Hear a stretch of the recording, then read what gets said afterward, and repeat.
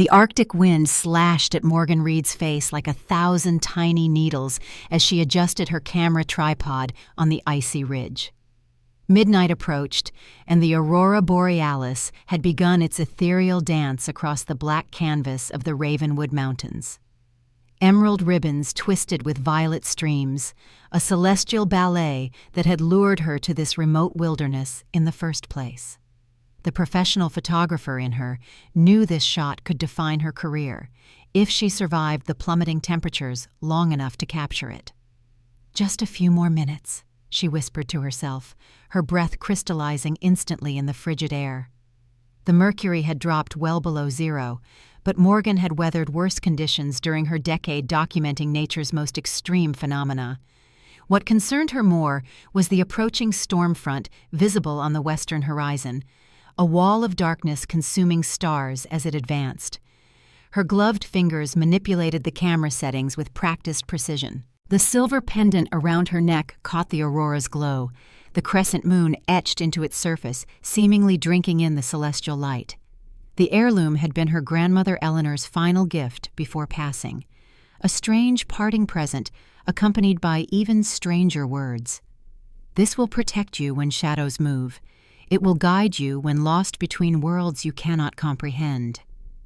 Morgan had dismissed it as the poetic ramblings of a dying woman. Now, alone in this primeval wilderness, the words haunted her with unexpected resonance. The first snowflakes began to fall, unusually large and dense. The forecast had predicted the storm's arrival by morning, not midnight. Morgan cursed under her breath. She needed to descend immediately if she wanted any chance of returning to her cabin before conditions became impassable. Hastily packing her equipment, she felt a sudden prickle at the base of her neck, a primal warning signal. Morgan froze, listening intently. Nothing but the keening mountain wind reached her ears, yet the sensation of being watched intensified. Her eyes scanned the tree line 30 yards below. The ancient pines stood sentinel, their snow-laden branches motionless in the gathering storm. For a fleeting second, she thought she glimpsed movement, a shadow larger than any natural forest creature. Then it was gone, if it had ever been there at all. Morgan shook her head, attributing the vision to fatigue and dropping temperatures. Shouldering her backpack, she began the treacherous descent toward her parked SUV, a mile down the winding mountain road. The storm accelerated with supernatural swiftness. Within 20 minutes, visibility had dropped to mere feet, the wind howling like a living entity as it whipped snow into blinding vortices. Morgan gripped the steering wheel of her vehicle with white knuckles, the headlights barely penetrating the wall of white before her. The mountain road, dangerous in optimal conditions, had transformed into a serpentine ribbon of ice. Her grandmother's pendant seemed unnaturally warm against her skin as she navigated a particularly sharp bend. The SUV's tires lost traction, spinning uselessly against the glassy surface. Morgan felt the sickening sensation of momentum carrying her forward while gravity pulled her sideways. Time stretched as the vehicle slid toward the guardrail in dreadful slow motion. The impact came with a shriek of tearing metal. The barrier gave way like tissue paper, and suddenly there was nothing but air beneath the wheels. The SUV tipped over the edge, and Morgan's scream was swallowed by the storm as the vehicle tumbled into the ravine below. Consciousness returned in fragments. Pain, darkness, cold, the taste of blood. Morgan's eyes fluttered open to unexpected illumination, not daylight, but the amber glow of torches. Her vision swam, unable to focus. Stone walls surrounded her, not the crushed interior of her vehicle. Instead of the driver's seat, she lay on a bed of furs in what appeared to be a chamber carved from the mountain itself. When she tried to move, the clank of metal against stone froze her blood. Heavy iron shackles encircled her wrists, connected to chains embedded in the wall. Panic rose in her throat as she struggled to piece together what had happened. The crash, unconsciousness, and now, imprisonment? "The outsider awakens." The voice, deep and guttural, came from the shadows beyond the torchlight. Morgan squinted, making out the silhouette of a massive man leaning against the far wall, arms crossed over his broad chest. "Who are you? Why am I chained?" Her voice emerged stronger than she felt, echoing off the stone walls. The figure pushed away from the wall, stepping into the light. Morgan's breath caught. He stood well over 6 feet tall, with shoulders like a lumberjack and the hardened physique of someone born to physical dominance. But it was his face that commanded attention. Angular features framed by dark hair streaked with silver, a neatly trimmed beard peppered with the same, and eyes of such pale blue they appeared almost colorless in the torchlight. A jagged scar ran from his right temple to jaw, the mark of a wound that should have been fatal. "I am Victor Blackwood, Beta of Shadowcrest." He spoke as if the title should mean something to her. "You trespassed on sacred land during the blood moon. Our laws are clear about such transgressions." Morgan's analytical mind raced. The man's archaic speech pattern, the stone chamber, the talk of sacred laws. It felt like she had fallen through time itself. "There must be a misunderstanding. I'm a photographer documenting the aurora. My vehicle crashed in the storm." She rattled the chains for emphasis. "This is kidnapping. People will be looking for me." Victor's mouth twisted in what might have been amusement. "No one searches these mountains in winter. Even if they did, they would never find what they are not meant to see." He approached, studying her with predatory intensity. "The council will decide your fate tonight. Until then, you would be wise to contemplate your predicament in silence." He turned to leave, but paused at the heavy wooden door. "The king has many concerns beyond a trespassing human. Do not expect mercy simply because you are female." The door slammed behind him with ominous finality, leaving Morgan alone with her rising terror. King? Council? The words seemed ripped from a medieval fantasy rather than 21st century America. Morgan forced herself to breathe slowly, fighting against incipient panic. She needed to think rationally, to understand what kind of delusional cult or isolationist community she had stumbled into. Hours passed in solitary confinement. Morgan examined her prison with methodical attention, noting the ancient craftsmanship of the stonework, the lack of modern materials, the archaic iron forging of her restraints. Either she had fallen into the hands of historical reenactors with disturbing commitment to authenticity, or something far more inexplicable was occurring. The pendant at her throat remained unnaturally warm, a small comfort against the chamber's pervasive chill. When she managed to examine it in the torchlight, the crescent moon symbol seemed to pulse with subtle luminescence, though she told herself this was merely a trick of the light reflecting off the polished silver. The door finally opened, revealing 2 women in what appeared to be ceremonial attire, long dresses of midnight blue adorned with silver embroidery depicting phases of the moon.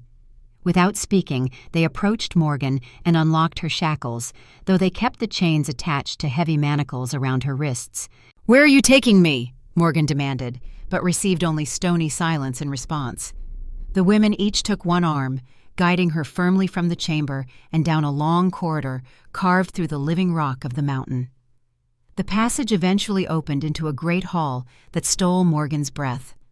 Vaulted ceilings rose 30 feet above, supported by massive timber beams, blackened with centuries of smoke from the central fire pit. Torches and candles by the hundreds cast flickering illumination across the gathered assembly, at least 100 people arranged according to some hierarchy she couldn't decipher. They seated the most important figures on raised stone chairs surrounding the fire pit, while others stood in concentric circles extending outward. All eyes turned to Morgan as her captors led her to the center of the hall, securing her chains to an iron ring embedded in the stone floor. The assembly fell silent as a side door opened. Morgan felt the atmosphere change immediately, the air itself seeming to grow heavy with anticipation and something like collective fear. The crowd parted to reveal a man whose presence commanded the space in a way that transcended physical size, though he possessed that quality in abundance as well. Griffin Ironheart moved with the deadly grace of a natural predator, his steel-gray eyes surveying his domain with the awareness of one who misses nothing. Unlike the ceremonial garb of the council members, he wore simple attire, a black shirt open at the throat, revealing a medallion similar to Morgan's pendant, but crafted in what appeared to be black iron rather than silver. Dark trousers and boots completed the ensemble, unadorned yet somehow regal. A cloak of midnight fur draped his broad shoulders, fastened with twin silver clasps. He took his position in a throne-like chair carved from a single massive piece of ancient oak, the armrests fashioned into snarling wolf heads. His gaze finally settled on Morgan, studying her with unsettling intensity. The Council of Shadowcrest convenes to address the trespass of an outsider during Sacred Moon, announced an elderly woman seated to Griffin's right. Victor Blackwood, speak your piece as the one who discovered the intruder. Victor stepped forward, his massive frame blocking Morgan's view of the king momentarily. I found her vehicle crashed near the northern border, where the old forest meets the mountain pass. She carried strange devices and moved with purpose, not like someone lost in the storm. He turned to address the assembly rather than the king. The timing cannot be coincidence. An outsider appearing on our lands during the blood moon when our defenses are most vulnerable? Victor's voice rose with theatrical conviction. I say she is a scout for the Dawn Society, sent to locate our sanctuary. Murmurs rippled through the crowd. Morgan noticed the king's expression remained impassive, though his eyes narrowed slightly at the beta's performance. She should be made to entertain us before judgment, Victor continued, a cruel smile forming. As is tradition with trespassers, let her dance for the pack in chains to demonstrate her submission to our laws. The assembly responded with approving howls and pounding fists. Morgan's heart raced with renewed terror. Dance for them? Like some medieval court jester before execution? The woman has not spoken in her defense. Griffin's voice cut through the growing excitement like a blade. The timbre was deeper than Victor's, controlled yet resonant with natural authority. What defense could a human possibly offer? Victor challenged, turning to face his king directly. The tension between the men crackled like electricity. Griffin rose slowly from his throne, and Morgan witnessed an extraordinary transformation. Though his physical form remained unchanged, something shifted in his bearing, an unleashing of presence so powerful that several council members visibly recoiled. When he spoke again, his voice carried the subtle undercurrent of a growl. The right to speak before judgment is our oldest law, Victor. Or have you forgotten the foundations upon which Shadowcrest was built? The beta lowered his gaze first, though his jaw clenched visibly. Of course not, my king. I merely express concern for our security. Griffin turned to Morgan, and she fought the urge to shrink back from the intensity of his focus. Speak, outsider. Why do you trespass on sacred land? Morgan squared her shoulders, summoning courage from some deep reservoir. My name is Morgan Reed. I'm a professional photographer documenting natural phenomena. I came to capture the aurora borealis visible in these mountains. She spoke clearly, addressing the king directly. I was caught in the storm, my vehicle crashed, and I lost consciousness. I woke up chained in a cell. I've broken no laws I'm aware of, and I certainly don't know anything about a Dawn Society. Griffin studied her face for signs of deception. Show me these devices Victor speaks of. One of the women who had escorted Morgan produced her camera bag, handing it to the king. Griffin examined the equipment with surprising familiarity, handling the professional camera with the confidence of someone acquainted with modern technology. This contradiction to the medieval setting further disoriented Morgan.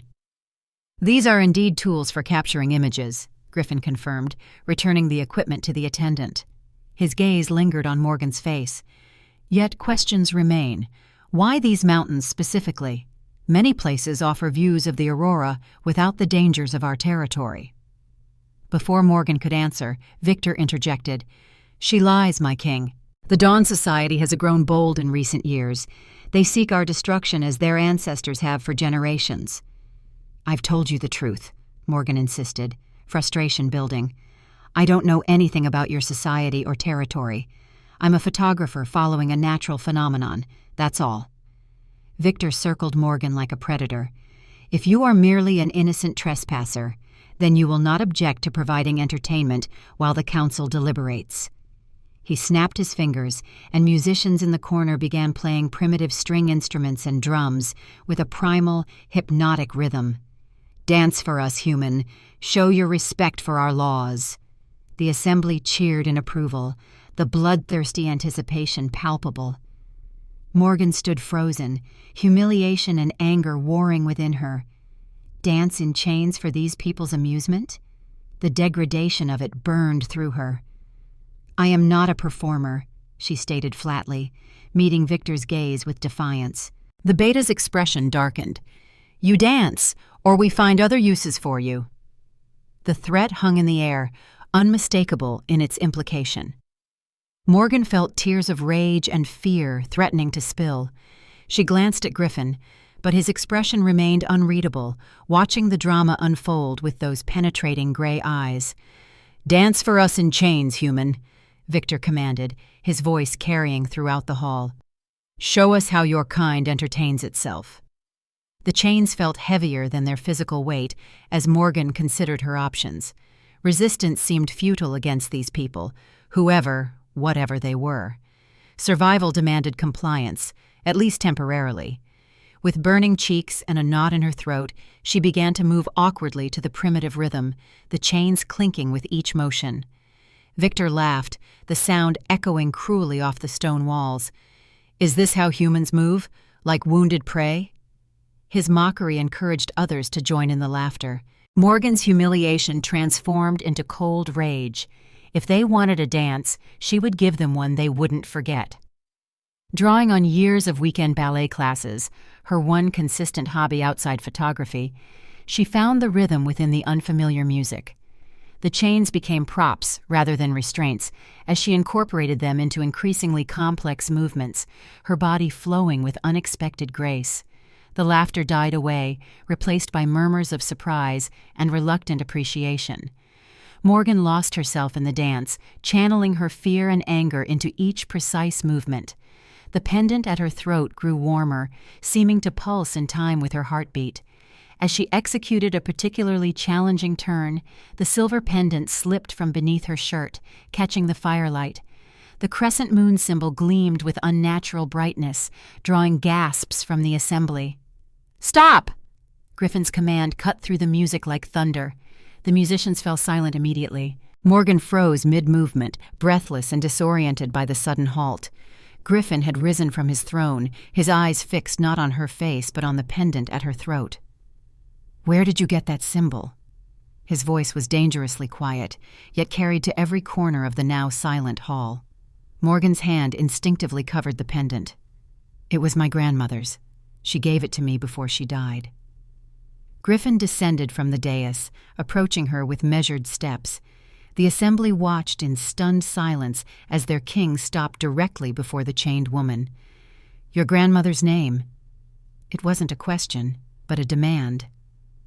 "Eleanor Reed," Morgan answered, confused by this sudden interest in her family history. A shockwave seemed to pass through the assembly. Whispers erupted, and Morgan caught fragments. "Impossible," and the last Luna among them. Victor pushed forward. "This proves nothing. Anyone could claim such lineage. The pendant could be stolen or forged." Griffin ignored him, his focus entirely on Morgan. "May I?" He gestured toward the pendant.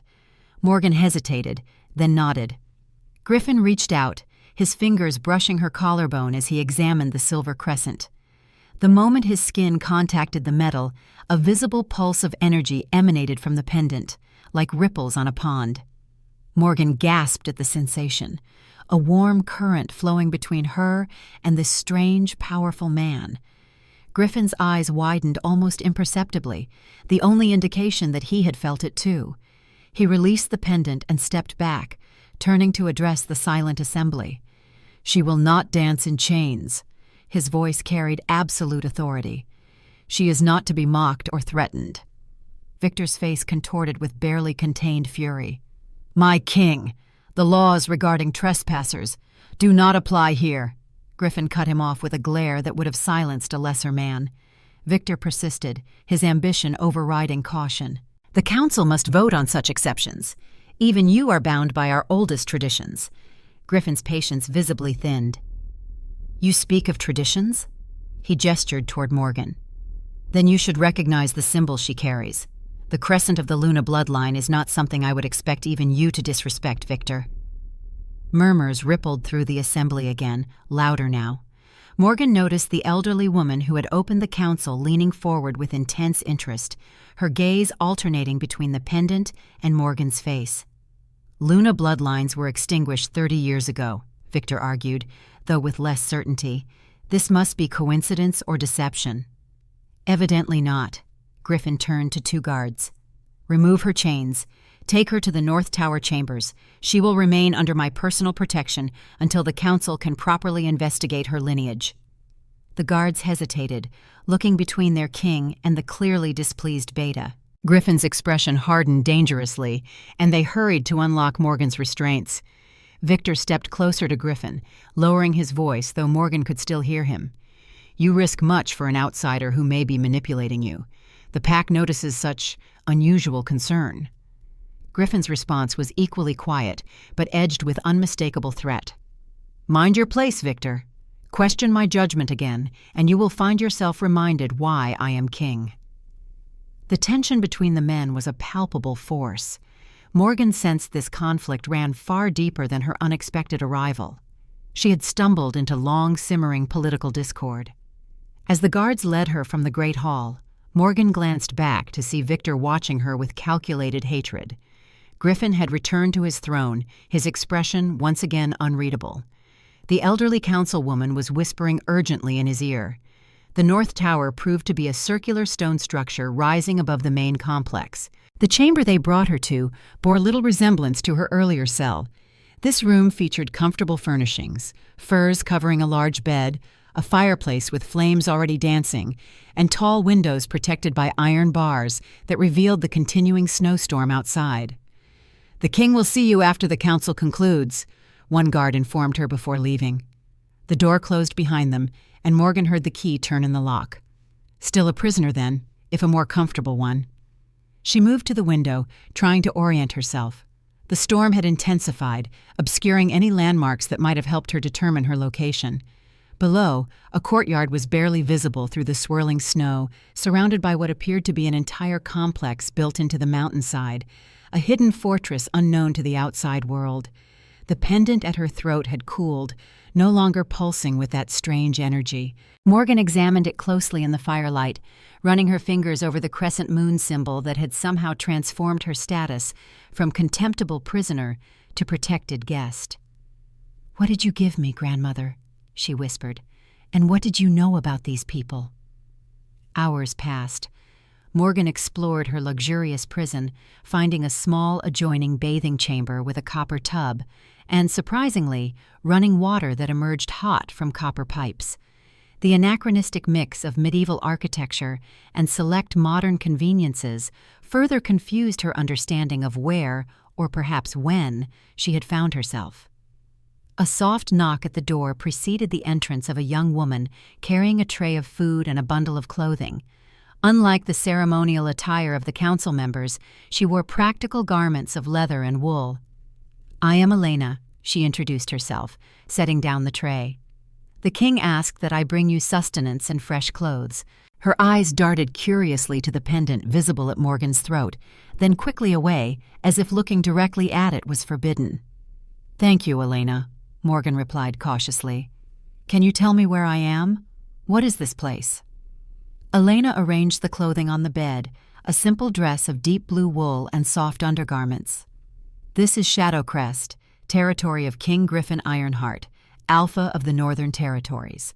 She spoke as if this should clarify everything. "I've never heard of Shadowcrest," Morgan pressed. "Is this some kind of private community, a historical reenactment society?" Elena's brow furrowed in confusion. "Shadowcrest has existed for centuries, hidden from human eyes by the mountains and our magic." She spoke matter-of-factly, as if discussing the weather. "You truly don't know where you are, or what we are?" Morgan shook her head slowly. Elena glanced nervously at the door, then lowered her voice. "We are Lycan, descendants of the original pact between wolves and moon magic. Humans call us werewolves in their stories, though most tales get the details wrong." Morgan stared at the young woman, waiting for the punchline. None came. Elena's expression remained utterly serious. "Werewolves," Morgan repeated flatly. "You expect me to believe that?" A sad smile touched Elena's lips. What you believe doesn't change what is true. You'll see soon enough." She moved toward the door. "The king will explain better than I can. He has particular interest in your pendant and your grandmother's name." Before Morgan could question her further, the door opened again. Griffin Ironheart filled the frame, his imposing presence seeming to compress the air in the room. Elena immediately lowered her eyes and slipped past him with a deferential murmur. Alone with the self-proclaimed king of werewolves, Morgan felt a surge of contradictory emotions. Fear, certainly, but also an inexplicable pull toward this dangerous man. The pendant warmed against her skin once more as Griffin stepped into the room, closing the door behind him. His gray eyes met hers, and Morgan sensed the conversation about to unfold would irrevocably change her understanding of reality itself. "We have much to discuss, Morgan Reed," Griffin stated, his deep voice resonating in the stone chamber. "Beginning with your grandmother, Eleanor, the last Luna our kind has known for 30 years. The storm raged outside the barred windows as Morgan faced the Alpha King, unaware that she stood at the threshold of a destiny written in blood and moonlight generations before her birth. Griffin remained in the doorway, studying Morgan with those piercing gray eyes that seemed to peer beyond surface appearances into something deeper. She felt exposed, vulnerable, not physically, but as if he could somehow see past the person she presented to the world and glimpse the lonely, searching soul beneath. "May I enter?" he asked, his deep voice surprisingly formal despite his evident authority. The request caught Morgan off guard. After being kidnapped, chained, and imprisoned, this sudden courtesy seemed bizarrely out of place. Nevertheless, she appreciated the gesture of respect. "It's your castle," she replied with a hint of defiance. A ghost of a smile touched his lips. "Territory comes with responsibilities, not just privileges, including respect for those under my protection." He stepped inside but remained near the door, as if intentionally giving her space. The fire's glow cast half his face in warm light, the other in shadow, highlighting the jagged scar that ran from temple to jaw. "You must have questions," Griffin said, studying her reaction carefully. Morgan gave a sharp, incredulous laugh. "That's an understatement. Your servant just told me you're all werewolves. Either I'm dealing with a community of delusional people with a very elaborate role-playing setup, or I'm hallucinating after my accident. Neither option is particularly comforting." Griffin nodded, unsurprised by her skepticism. The human mind protects itself by rejecting what it cannot reconcile with its understanding of reality. He moved to the window, gazing out at the storm. "Your grandmother never told you about your heritage, then?" "My heritage?" Morgan crossed her arms. "Eleanor was a librarian in Vancouver. She raised me after my mother died when I was 10. She told me bedtime stories about magical creatures and ancient forests, but never mentioned anything about werewolves or being connected to a secret mountain kingdom." Griffin turned from the window, his expression softening slightly at the mention of her mother.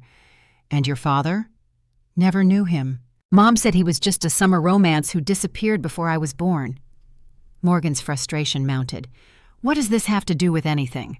Why am I being held prisoner because of a pendant my grandmother gave me?" "Not a prisoner," Griffin corrected. "Protected. And the pendant is much more than a family heirloom." He approached slowly, stopping several feet away. "May I show you something that might help you understand?" Morgan hesitated, then nodded cautiously. Griffin extended his right hand, palm up. For a moment, nothing happened. Then, before her disbelieving eyes, his hand began to change. Bones shifted beneath the skin with audible pops, tendons and muscles realigning. Dark fur sprouted along his forearm, and his fingers shortened, thickened, as black claws extended where nails had been moments before. Morgan stumbled backward until her legs hit the bed, sending her sitting abruptly on its edge. What she was seeing was impossible, yet undeniably happening before her eyes. Griffin's transformation stopped at the wrist, leaving him with a human arm ending in what was unmistakably a wolf's paw.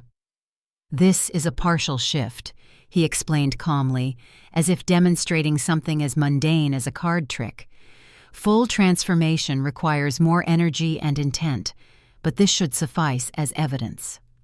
As he spoke, the transformation reversed, fur receding and bones realigning until his hand was fully human again. No evidence remained of the extraordinary metamorphosis, save a faint red glow in his irises that quickly faded to their natural gray. "That's not possible," Morgan whispered, though her own eyes had witnessed it. "Yet it is," Griffin replied simply. "Just as it's possible that the granddaughter of Eleanor Reed has returned to Shadowcrest bearing the symbol of the Luna bloodline." Morgan struggled to process what she had seen, her journalist's mind battling between rational explanation and the evidence of her senses. "So all that talk downstairs about Luna bloodlines, what does it mean? What does my grandmother have to do with any of this?" Griffin considered her for a long moment, seeming to weigh how much to reveal. "The Lunas were special among our kind. Not quite priestesses, not quite royalty, but something in between. They could calm even the most feral alpha, heal wounds that would kill others, and bridge the gap between human and wolf nature." His eyes held a distant pain. "They were hunted to near extinction during the Great Conflict 30 years ago. And my grandmother was one of these Lunas?" Morgan couldn't keep the incredulity from her voice, though the transformation she had just witnessed made dismissal increasingly difficult. "Eleanor Reed was not just any Luna," Griffin replied. "She was the last fully trained Luna of her generation, daughter of the High Luna Aria Moonsong." He paused, gauging her reaction. "And sister to Alexander Reed, founder of the Dawn Society that now hunts our kind." Morgan's head spun with revelations she couldn't begin to process. Her quiet, bookish grandmother, a magical werewolf priestess, with a brother who led some kind of werewolf hunting cult. "This is insane," she muttered, pressing her palms against her temples. "If any of this were true, why wouldn't she have told me?" "To protect you," Griffin answered simply. "The Great Conflict claimed thousands of lives on both sides. Eleanor fled when it became clear the Lunas were being targeted specifically. She disappeared into the human world, presumably suppressing her nature and living as a human to keep herself, and later you, safe from those who would use Luna blood for their own purposes." The pendant at Morgan's throat seemed to pulse with warmth, as if responding to Griffin's words. She clutched it reflexively, a connection to the grandmother she thought she had known. "What purposes?" she asked quietly. "What would anyone want with Luna blood?" Griffin's expression darkened. "Luna blood has properties unique among our kind. In its purest form, it can enhance a lycan's abilities beyond normal limitations. It can also be used in rituals to control other lycans against their will." His jaw tightened. In the wrong hands, it becomes a weapon. A heavy silence filled the chamber. Morgan stood, needing to move, to process. She paced before the fireplace, her shadow dancing with the flames. "Even if I believed all this, and I'm not saying I do, what does it have to do with me? I'm fully human. I've never transformed into anything in my life." "Luna heritage can remain dormant for generations, especially when diluted with human blood," Griffin explained. "But the pendant recognized you. It responded to my touch when you wore it. That suggests at least some latent connection to Luna magic." The door opened abruptly, interrupting their conversation. Victor Blackwood stood in the threshold, his massive frame blocking the light from the corridor. His expression bordered on insubordination as his gaze flicked from Griffin to Morgan. "My king, forgive the interruption." The words were respectful, but his tone suggested otherwise. "Scouts have reported movement at the eastern border. The Dawn Society hunters appear to be testing our defenses again." Griffin's posture changed subtly, shoulders squaring, chin lifting slightly. The shift was minimal, yet transformed him from conversational to commanding in an instant. "How many?" he asked. "At least a dozen, well armed with silver weapons and tranquilizers." Victor's eyes narrowed as they returned to Morgan. Their timing, so soon after the outsider's arrival, seemed suspect. Morgan bristled at the implication. "I have nothing to do with any hunters." Victor ignored her, addressing Griffin directly. The council is divided on how to respond. Some favor preemptive action, others caution restraint given our treaty with the humans. Assemble the border patrol, Griffin ordered. Double the watch along the eastern approach, but maintain distance. No engagement without direct provocation. Victor's jaw tightened. With respect, my king, such passivity encourages further incursions. A show of strength now could prevent greater conflict later. The tension between the two men crackled in the air. Morgan sensed this disagreement was merely the visible portion of a much deeper power struggle. I did not ask for your strategic assessment, Beta, Griffin replied, his voice deceptively quiet. Execute my orders. Victor held Griffin's gaze a moment longer than propriety would dictate before inclining his head in reluctant acquiescence. As you command. His eyes flicked once more to Morgan, cold with suspicion, before he turned and departed. Griffin waited until Victor's footsteps faded before speaking again. Victor represents a faction within Shadowcrest that favors more aggressive policies toward humans.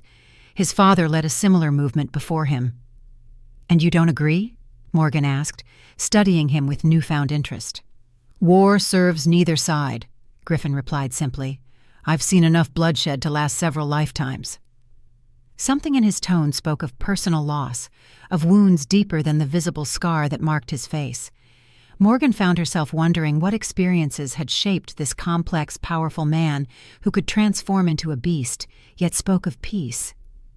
These Dawn Society hunters, she ventured. You said their leader is my grandmother's brother? Griffin nodded grimly. Alexander Reed was once a respected enforcer, a Lycan dedicated to maintaining our laws and protecting our secrecy. When the Great Conflict began, he initially fought alongside the Lunas. His expression darkened. Something changed him. By the conflict's end, he had turned against his own kind, hunting Lunas with particular fervor. Why would he turn against his own sister? Morgan questioned, struggling to reconcile these revelations with her understanding of family. That remains one of our greatest unanswered questions, Griffin admitted. Some believe he was corrupted by power, others that he suffered some personal betrayal. What matters is that he now leads the most dangerous anti-Lycan force in generations, using knowledge of our weaknesses only an insider would possess. A thought struck Morgan. If he's hunting Lunas, and I'm somehow connected to them through my grandmother, does that mean he'd hunt me too? His own niece? Griffin's silence was answer enough. Morgan sank back onto the edge of the bed, overwhelmed. In the space of hours, her identity, her family history, and her understanding of reality had been upended completely. I need time to process all this, she said finally, her voice strained. Of course. Griffin moved toward the door. Rest tonight. Tomorrow, when the storm has passed, we can continue this conversation. He paused, turning back. I've stationed guards outside your door, not to contain you, but to protect you. Shadowcrest holds diverse opinions about your presence, not all of them welcoming. Victor being chief among the unwelcoming, I assume, Morgan observed dryly. A hint of amusement flickered across Griffin's stern features. Victor fears what he doesn't understand and hates what he fears. Your pendant represents a power beyond his comprehension. He reached for the door handle but stopped at Morgan's question. Why do you wear a similar pendant? Is it related to mine? Griffin's hand moved reflexively to the iron crescent that hung at his throat. This was forged from the same metal as yours, though mine bears the alpha mark rather than the Luna symbol. They were created as a pair, meant to be worn by the Alpha King and his Luna Queen. A shadow passed across his face. A tradition discontinued after the Great Conflict claimed the last of the royal Luna line. Then why do you still wear it? Morgan pressed, sensing deeper currents beneath his explanation. Griffin's eyes held hers for a long moment. As a reminder of balance lost, and perhaps, someday, to be restored. With that enigmatic response, he departed, closing the door softly behind him. Alone again, Morgan moved to the window, watching the relentless storm that had delivered her to this impossible situation. The pendant felt heavier against her skin, weighted with history and expectations she never knew existed. Her grandmother's final gift now seemed less an heirloom and more a burden, or perhaps a destiny. Sleep proved elusive, despite her physical and emotional exhaustion. When Morgan finally surrendered to slumber, her dreams were filled with running wolves, silver moonlight, and a pair of penetrating gray eyes that seemed to see into her very soul. Dawn arrived with unexpected clarity after the night's tempest. Morgan woke to sunlight streaming through the barred windows, illuminating dust motes dancing in golden shafts. For a fleeting moment, disorientation gripped her, the unfamiliar stone walls and fur-covered bed momentarily bewildering. Then yesterday's events crashed back into her consciousness.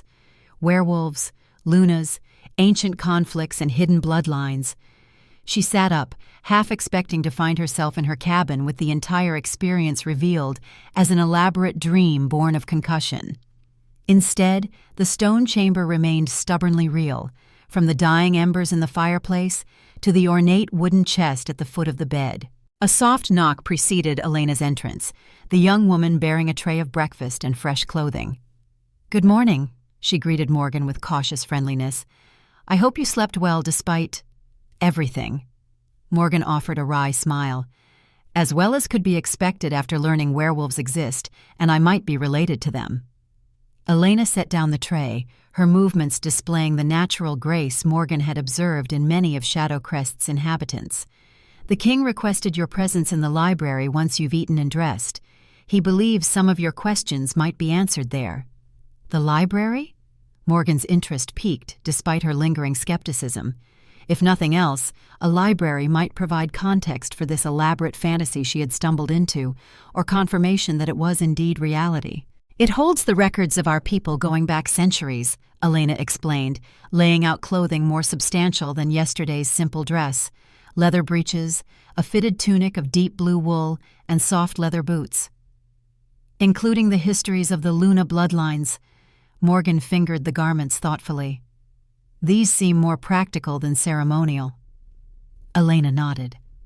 "The king suggested you might prefer attire that allows for movement, given your profession as a photographer." She hesitated, then added, "He also mentioned you might wish to document some of Shadowcrest under supervision."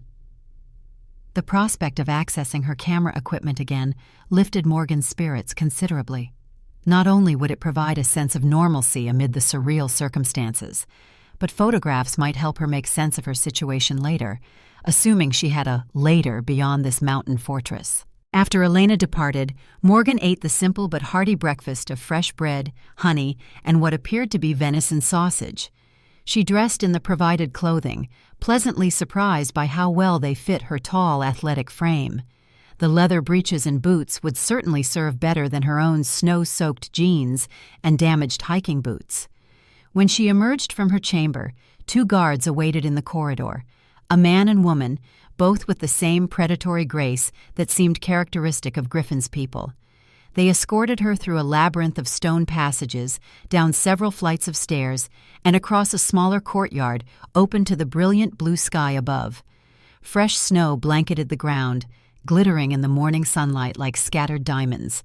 The library occupied the entirety of a 3-story stone building connected to the main complex by a covered walkway. Upon entering, Morgan's breath caught at the unexpected grandeur. Vaulted ceilings supported by carved wooden beams arched over thousands of books arranged on shelves that stretched from floor to ceiling. Spiral staircases provided access to upper levels, while reading areas with comfortable chairs and tables occupied the ground floor. Tall windows allowed natural light to flood the space, supplemented by ornate iron chandeliers holding dozens of candles. Griffin awaited near a massive fireplace, conversing with an elderly woman Morgan recognized from the council meeting. They both turned as she entered, the guards remaining respectfully at the entrance. "Morgan Reed," the elderly woman greeted her, eyes bright with keen intelligence despite her advanced age. "I am Helena Moonsong, keeper of histories and last of the Luna Guardians." Morgan inclined her head, uncertain of the proper protocol. "It's an honor to meet you," she offered tentatively. Helena studied her with unabashed curiosity, her gaze lingering on the pendant visible at Morgan's throat. "The honor is mine, child. We had thought Eleanor's line lost to us forever."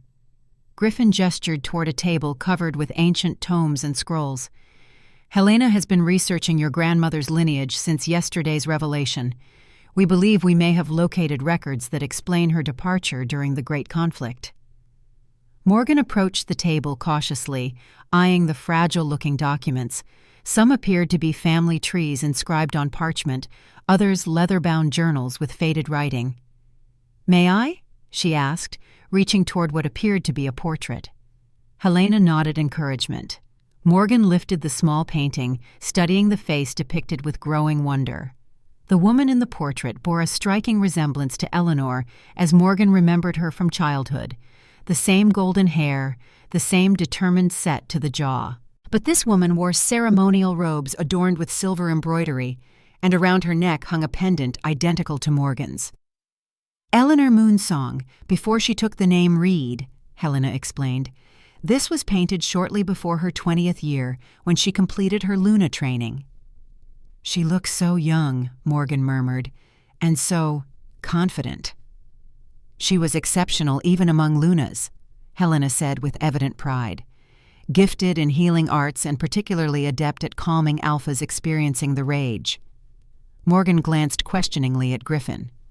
"The alpha rage is a condition unique to alpha bloodlines," he explained. "In moments of extreme stress or anger, an alpha can lose control of the shift, becoming dangerous even to pack members. Historically, Luna served as counterbalance to this tendency." "Is that why you wear the pendant?" Morgan asked. "To control this rage?" A shadow passed across Griffin's features. "The pendant helps, but it's an imperfect solution without its Luna counterpart." His hand moved unconsciously to the scar on his face. "Some wounds remind us of our vulnerabilities." Helena opened one of the journals, drawing their attention to a specific entry. According to these records, Eleanor fled Shadowcrest on the night of the Crimson Moon, when Alexander Reed's forces breached the inner sanctuary. Her voice grew solemn. "She was with child at the time." Morgan felt as though the floor had dropped from beneath her feet. "With child? You mean—" Helena nodded. "According to this account, written by my predecessor, Eleanor was carrying the child of Rowan Ironheart, brother to King Alaric, and uncle to our current king." Morgan turned to Griffin, seeing him through new eyes. "Your uncle?" "Rowan died defending the Luna Sanctuary," Griffin confirmed quietly. "I was only a young boy, but I remember him well. He was kind, thoughtful, different from most alphas in his gentleness." The implications crashed through Morgan's consciousness like successive waves. "Then my mother wasn't the product of some summer romance with a human. She was half lichen, half Luna," Helena finished. "A heritage of extraordinary potential, though presumably suppressed by Eleanor to protect you both from detection." Morgan sank into a nearby chair, her legs suddenly unsteady. "This is why the pendant responds to me, why it recognized Griffin's touch." "And why Victor finds your presence so threatening," Griffin added, his expression darkening. "The return of Luna blood to Shadowcrest shifts the balance of power established since the Great Conflict, particularly if that blood carries Ironheart lineage as well." Helena closed the journal carefully. "There's more you should know, child. According to these records, Eleanor didn't flee alone. She was assisted by Alaric himself, Griffin's father and king at that time." She glanced at Griffin. "He gave her the Luna pendant for protection and swore to keep her secret, even from his own son." Griffin's jaw tightened, a muscle pulsing beneath the scar. Morgan sensed this revelation was news to him as well, that his father had kept secrets even from his heir. "Why would the king help her escape?" Morgan asked, struggling to piece together the fragmented history.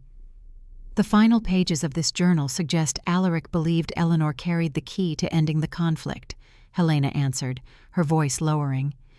"An ancient prophecy speaks of a Luna of mixed bloodlines who would return to unite wolf and human spirits when division threatened both worlds." Griffin made a dismissive sound. "Prophecies are dangerous things, Helena. They lead people to force events rather than allow them to unfold naturally. The elderly woman smiled with the patience of one who had witnessed many kings come and go. Perhaps, yet here stands the granddaughter of Eleanor, bearing the royal Luna pendant, arriving precisely when dawn hunters press at our borders and division festers within our walls. Her knowing eyes shifted to Morgan. Coincidence takes remarkable effort sometimes. Before Griffin could respond, the library doors burst open. One of the border patrol guards entered hurriedly, blood staining his leather armor. "My king," he gasped, clearly having run a great distance. "The Eastern Patrol has been ambushed. Ryan and Elena were captured by Dawn Society hunters." Griffin's transformation was immediate, not physical, but in bearing and energy.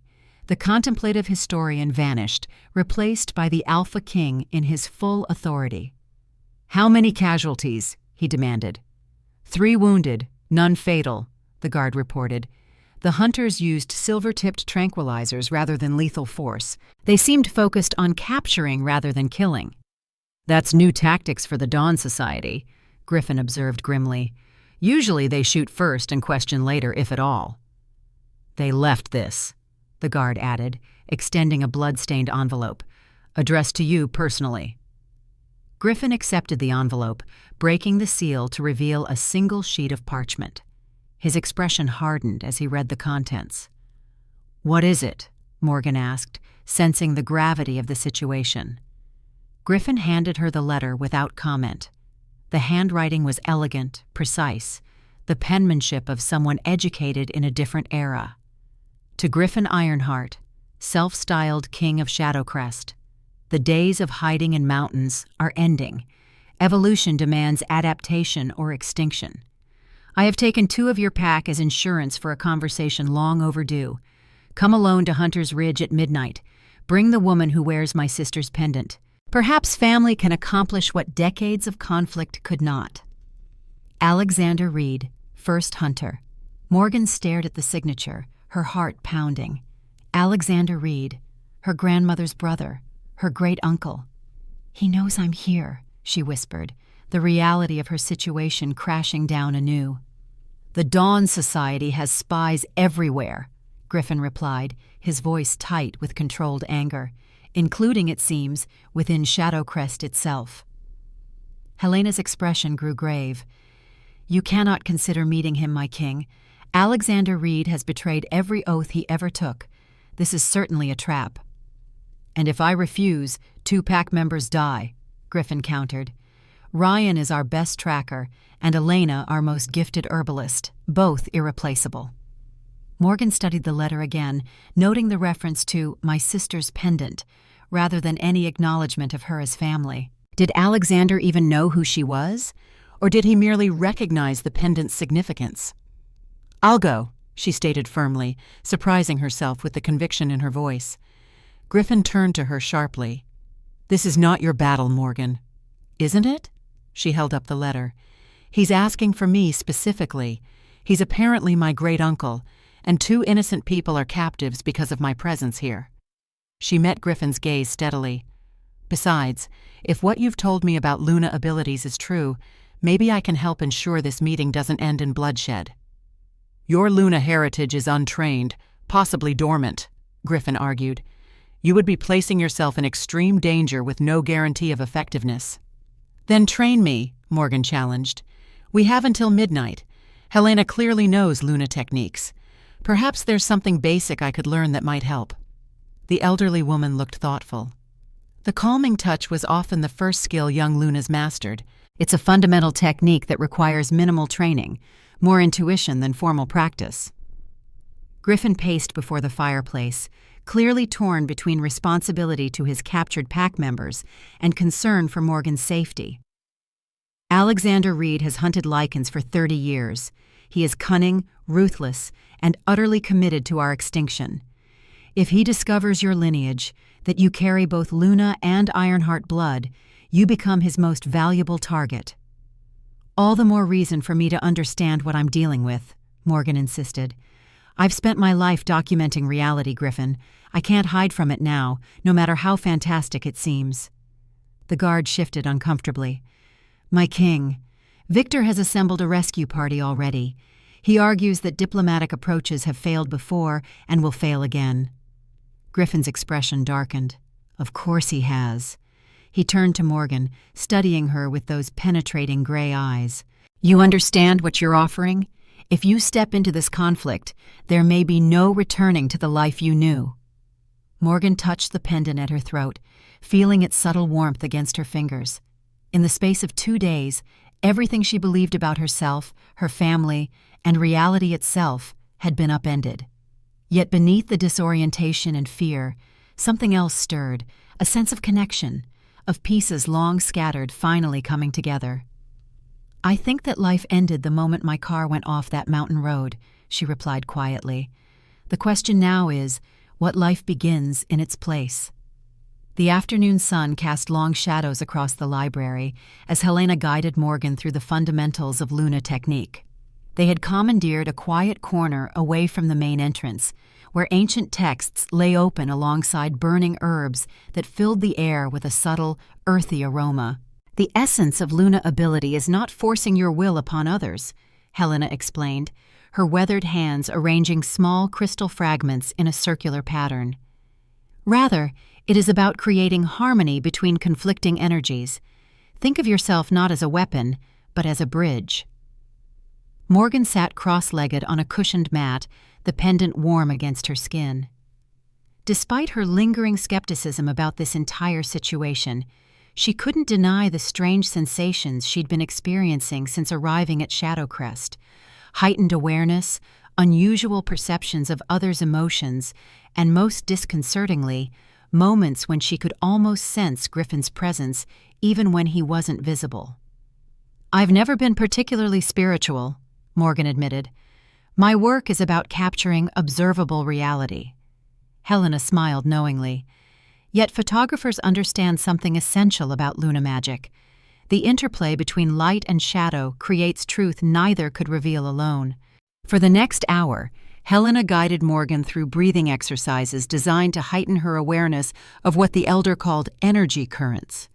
To Morgan's surprise, she began sensing subtle differences between objects Helena asked her to touch.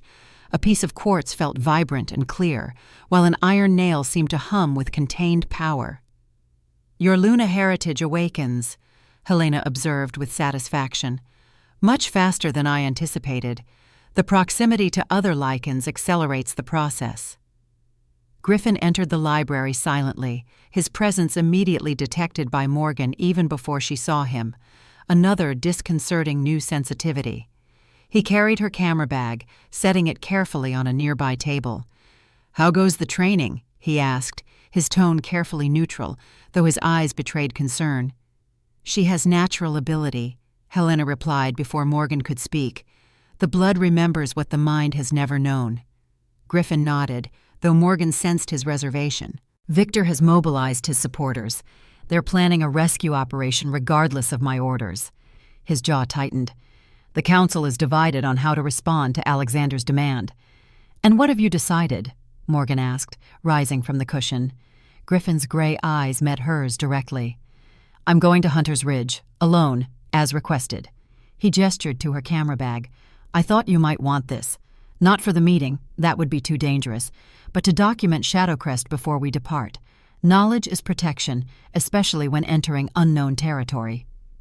Morgan approached the bag, running her fingers over the familiar canvas. You're letting me go with you, then?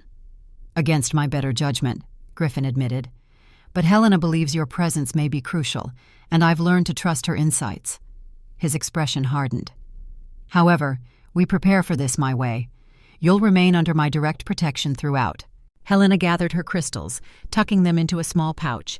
I must inform the council of your decision. They won't be pleased, but the Alpha's word is final.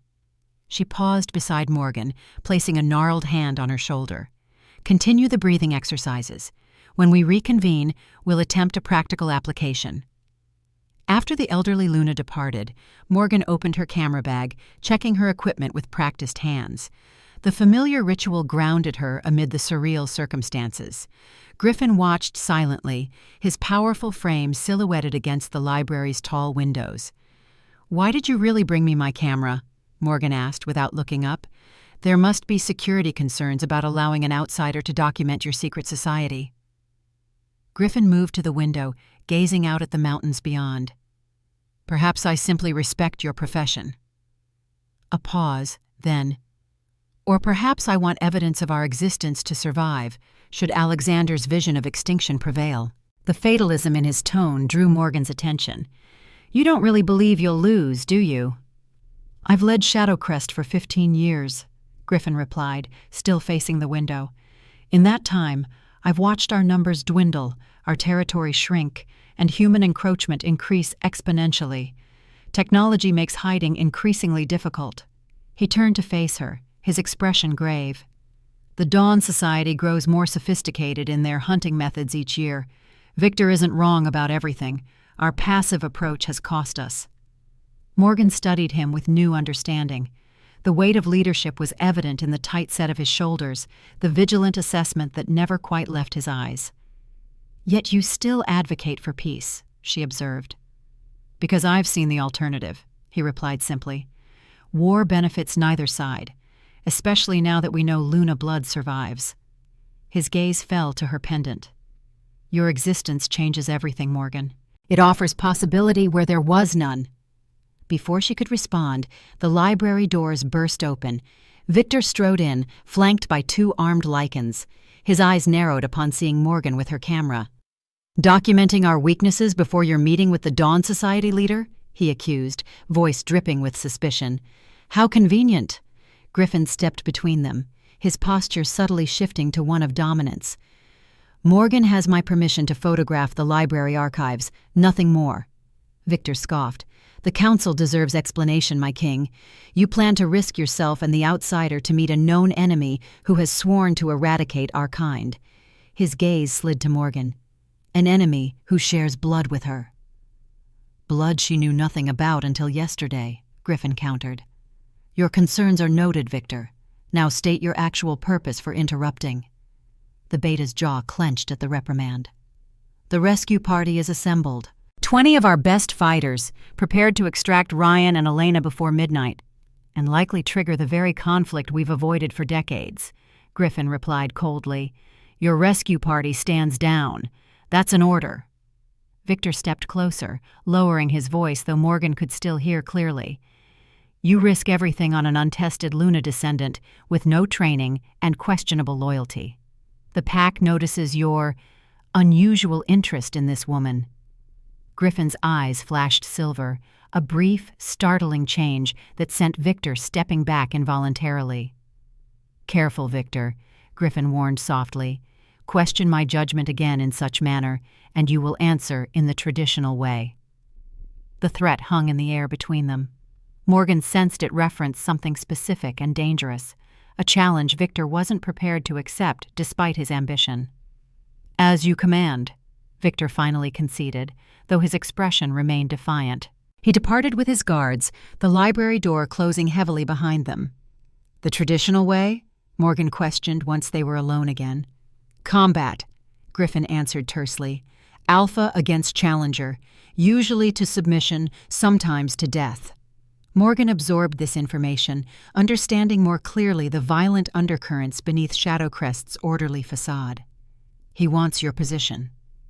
He wants what he believes I've failed to provide: aggressive expansion, dominance over neighboring territories, open conflict with humans when necessary.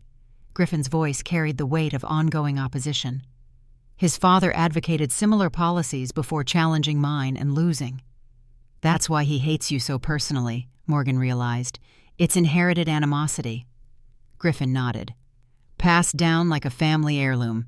Victor believes his father was right, that my father's more diplomatic approach weakened us. His expression darkened. And in his view, I've continued that weakness. Morgan felt a strange protectiveness stir within her. Yet you're the one willing to face Alexander alone while he hides behind 20 fighters. A ghost of a smile touched Griffin's lips. An observation you might keep to yourself. Victor has considerable support among the younger pack members. I need their loyalty, even when I disagree with their methods. Helena returned, her expression troubled. The council meeting was contentious. Several members openly support Victor's rescue operation, despite your orders. She glanced at Morgan. We must accelerate your training. There's no time for gradual awakening. What do you propose? Griffin asked, wariness evident in his tone. Helena withdrew a small vial containing amber liquid from her robes. Essence of moonflower and silver pine resin, a catalyst for Luna abilities, traditionally used in emergency situations. Griffin's expression hardened. That hasn't been used in decades. The side effects are preferable to failure tonight, Helena interrupted firmly. I wouldn't suggest it if I saw alternatives. Morgan looked between them. What side effects? Helena sighed. Accelerated awakening brings disorientation, heightened sensitivity, potentially overwhelming empathic connections. But it may also give you access to abilities that could prove crucial tonight. And if her system rejects it? Griffin challenged. Half-human Lunas haven't taken the essence in living memory. My analysis of her energy signature suggests compatibility, Helena replied. The bloodline remains strong despite dilution. Morgan studied the vial, conflicted yet increasingly resigned to her role in this unfolding drama. I'll take it, she decided. If it increases our chances of resolving this without bloodshed, the risk is justified. Griffin appeared ready to object, but something in Morgan's determined expression stopped him. Instead, he nodded curtly. We'll proceed in my private quarters. If there are adverse reactions, I want them contained away from curious eyes. The king's chambers occupied the uppermost level of the central tower, accessible via a private stairway guarded by two stoic lichens who nodded respectfully as their alpha passed. Unlike the austere functionality Morgan had expected, Griffin's personal space reflected refined taste, floor-to-ceiling bookshelves, comfortable leather furniture, and large windows offering panoramic views of the mountain range. Most striking was a massive map table occupying the center of the main room, depicting Shadowcrest's territory and surrounding lands in intricate detail. Small carved pieces, reminiscent of chess figures, marked various locations. You're a strategist, Morgan observed, running her fingers over the detailed topography. Necessity, rather than inclination, Griffin replied, securing the heavy oak door behind them. Planning helps minimize casualties on both sides.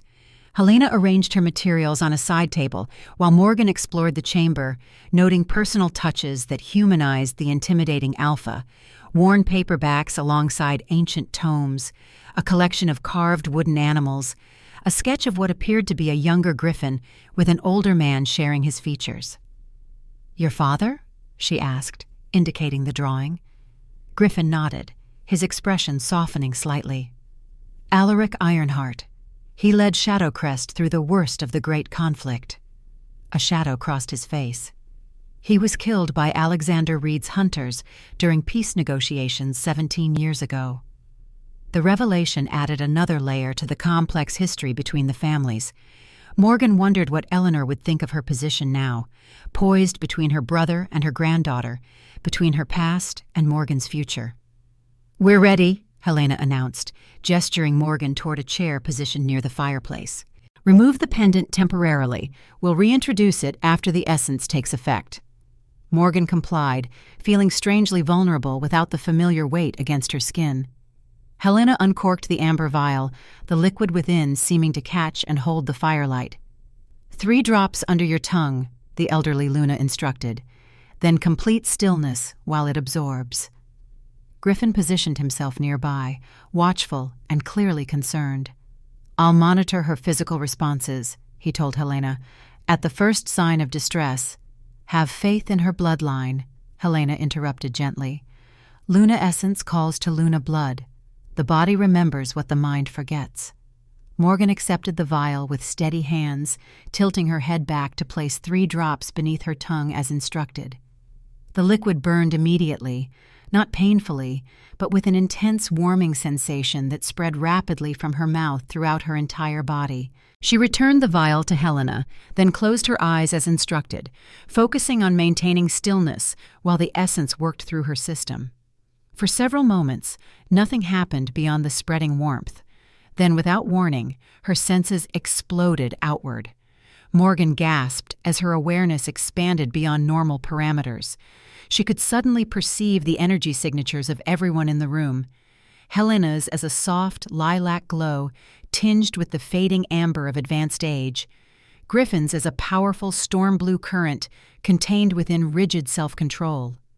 More disturbingly, she could sense presences beyond the room, dozens, then hundreds of distinct energy patterns throughout the fortress, each with unique emotional colorations. The influx of sensation overwhelmed her nervous system, sending her pitching forward with a cry of distress. Strong hands caught her before she hit the floor. Griffin's touch sent another shock through her system, direct contact amplifying the connection tenfold. Suddenly she could perceive not just his energy, but fragments of his thoughts, emotions, and memories. Concern for her safety warred with hope she represented. Memories flashed through her consciousness, a young Griffin watching his father negotiate with humans, the crushing weight of leadership thrust upon him after his father's assassination, years of fighting Victor's increasingly aggressive faction while Dawn Society hunters picked off isolated pack members. And beneath it all, a profound loneliness Griffin permitted no one to see, the isolation of an alpha without counterbalance, forever controlling the beast within through sheer force of will. "Too much," Morgan gasped, trying to withdraw from the overwhelming connection. "Everyone! I feel everyone!" "Focus on my voice," Griffin commanded, his tone cutting through the chaotic input. "Find the center of your consciousness and draw your awareness back, like pulling a fishing line from deep water." Morgan concentrated on his voice, using it as an anchor point in the storm of sensations. Gradually, she managed to retract her awareness, pulling back from the overwhelming web of connections until only the room's occupants remained within her perception. "Remarkable," Helena whispered, observing Morgan with wide eyes. "The essence has awakened abilities that typically require years of training." Morgan slumped in Griffin's supportive grip, exhausted by the psychic exertion. "Is this how Lunas always perceive the world?" she asked breathlessly. "Trained Lunas develop filters," Helena explained, retrieving the pendant and returning it to Morgan. "They learn to selectively engage their expanded awareness rather than experiencing everything simultaneously." As the pendant settled against her skin, Morgan felt an immediate stabilizing effect, as if the silver crescent helped organize and channel the chaotic energy coursing through her system. "Better," she murmured, gradually regaining her equilibrium. "The pendant helps."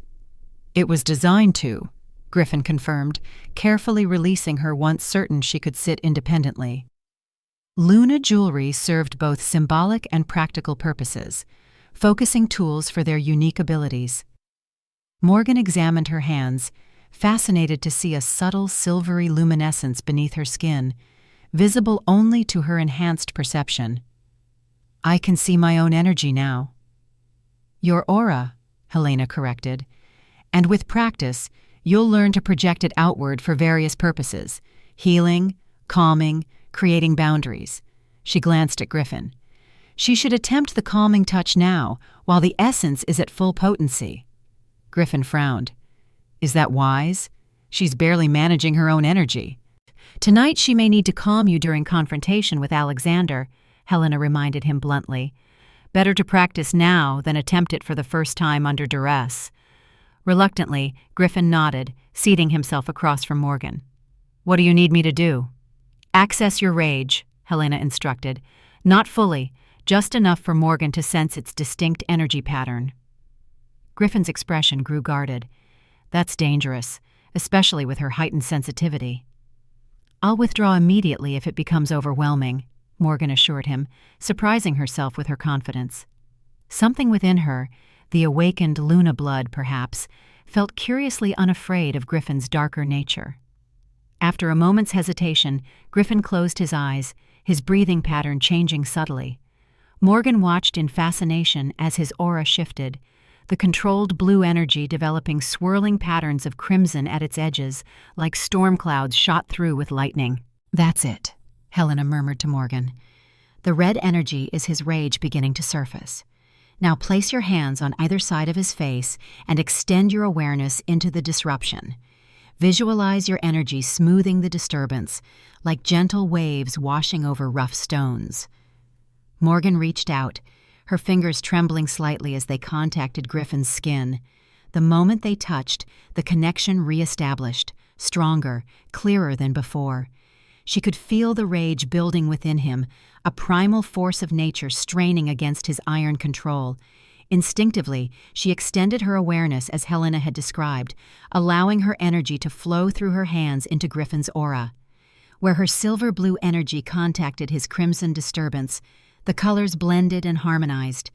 The effect was immediate. The angry swirls receded, returning to the deep blue of Griffin's natural state. His eyes opened, locking with hers. The irises had shifted to silver, not with rage, but with something else entirely. Wonder, perhaps, or recognition. "Extraordinary," he whispered. "You calmed the rage with barely any effort. Even trained Lunas usually required significant exertion." Morgan withdrew her hands slowly, though the connection lingered like an echo between them. "It felt natural, as if I've done it 1,000 times before." "Muscle memory of the bloodline," Helena explained, satisfaction evident in her tone. "Your body remembers what your ancestors knew." She began gathering her materials. "The essence will maintain its potency for approximately 12 hours. Enough time for tonight's confrontation, after which you'll likely experience significant fatigue as your system adjusts." Morgan nodded, still processing the implications of her newly awakened abilities. The world looked fundamentally different through her enhanced perception. Layers of meaning and connection previously invisible, now apparent everywhere. "What else should I know before meeting Alexander?" she asked. Helena's expression grew solemn. "The Dawn Society's founder has developed methods to counteract Luna abilities. Expect him to have protective measures in place." She glanced at Griffin. "And remember that while you can calm the Alpha's rage, you cannot control his actions or decisions. The balance between Luna and Alpha has always been partnership, never domination." "I understand," Morgan replied, though in truth she was still struggling to comprehend the full scope of what was happening to her. In less than 72 hours, she had gone from professional photographer to awakened Luna with supernatural abilities and a central role in a conflict spanning generations. Griffin moved to the map table, indicating a specific mountain ridge marked with a carved wolf head. "Hunter's Ridge, historically neutral ground between territories. Alexander chose the location deliberately. It holds significance in the Great Conflict." "The site of the first major battle," Helena elaborated, "where Lunas first demonstrated their power to end conflict between warring packs." "And where Alexander's path diverged from his sister's," Griffin added grimly. "According to my father's accounts, something happened at Hunter's Ridge that transformed Alexander from protector to hunter." Morgan studied the map, connecting pieces of this complex history. "My grandmother never spoke of her brother, not once in all the years she raised me." She looked up at Griffin. "What could have happened to make them such enemies?" Griffin's expression darkened. "That remains one of our greatest unanswered questions. Perhaps tonight we'll finally learn the truth." A knock at the door interrupted them. One of Griffin's personal guards entered after his acknowledgement, expression grave. "My king, forgive the intrusion. We've received reports that Victor and 12 fighters have departed the fortress against your orders. They're moving toward Dawn Society territory." Griffin's aura flared with controlled anger, visible now to Morgan's enhanced perception. "Track them, but don't engage. I want hourly reports on their position." After the guard departed, Griffin turned to Helena. "Victor forces my hand. We must depart immediately, or risk arriving after his unauthorized assault begins." The elderly Luna nodded grimly. "I've prepared provisions and necessary supplies." She turned to Morgan, pressing a small leather pouch into her hands. "Keep this with you. Should your abilities become overwhelmed, the herbs inside will help restore balance." As Griffin gathered weapons and additional equipment, Morgan found herself drawn to the window overlooking Shadowcrest's vast territory. The afternoon sun cast the mountains in golden light, the ancient forests a dark mantle across their slopes. Somewhere beyond those peaks waited Alexander Reed, her blood relative, Griffin's sworn enemy, and the man who might hold answers to questions she hadn't known to ask throughout her life. "Are you certain about this?" Griffin asked quietly, joining her at the window. "There's still time to reconsider. I could face Alexander alone." Morgan touched the pendant at her throat, feeling its reassuring warmth against her palm. "I've spent my career documenting reality as an observer," she replied. "Perhaps it's time I became a participant instead."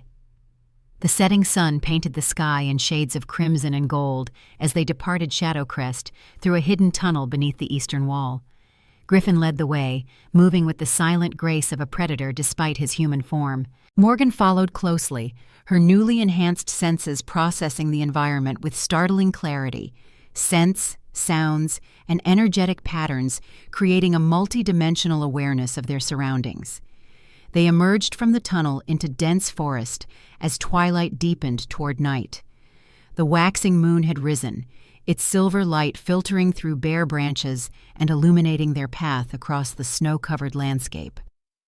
"We'll travel faster in wolf form," Griffin stated, stopping in a small clearing. "But you'll need to ride." Morgan's eyes widened. "Ride? You mean—" Griffin nodded. "It's the safest and swiftest way to reach Hunter's Ridge before Victor's party." He began removing his clothing methodically, seemingly unbothered by the frigid air or Morgan's presence. She quickly averted her eyes, though not before registering the map of scars across his powerful torso, evidence of a lifetime of conflict and leadership challenges. The physical transformation process, she discovered, was both beautiful and terrifying to witness through Luna-enhanced perception. Griffin's aura expanded dramatically, blue energy swirling around his body as bones shifted and reformed with audible cracks. Muscles flowed like liquid beneath skin that sprouted thick black fur. The entire process took less than 30 seconds, yet contained a lifetime of evolutionary adaptation compressed into moments. Where Griffin had stood, now crouched an enormous black wolf, easily twice the size of any natural timber wolf. His eyes remained the same penetrating gray, now set in a massive head topped with pointed ears. He approached Morgan slowly, as if concerned his appearance might frighten her. To her own surprise, fear was not her predominant reaction. Instead, she felt a sense of recognition, as if some deeply buried instinct acknowledged this form as natural and right. "Magnificent," she whispered, extending her hand palm down as she would to any unfamiliar canine. Griffin bumped his enormous head against her hand, the gesture surprisingly gentle from a creature of such power. Through their contact, Morgan sensed his thoughts, not as distinct words, but as impressions and intentions.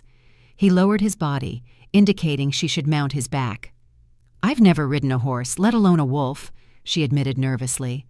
His amusement reached her through their connection, along with reassurance that he would ensure her safety.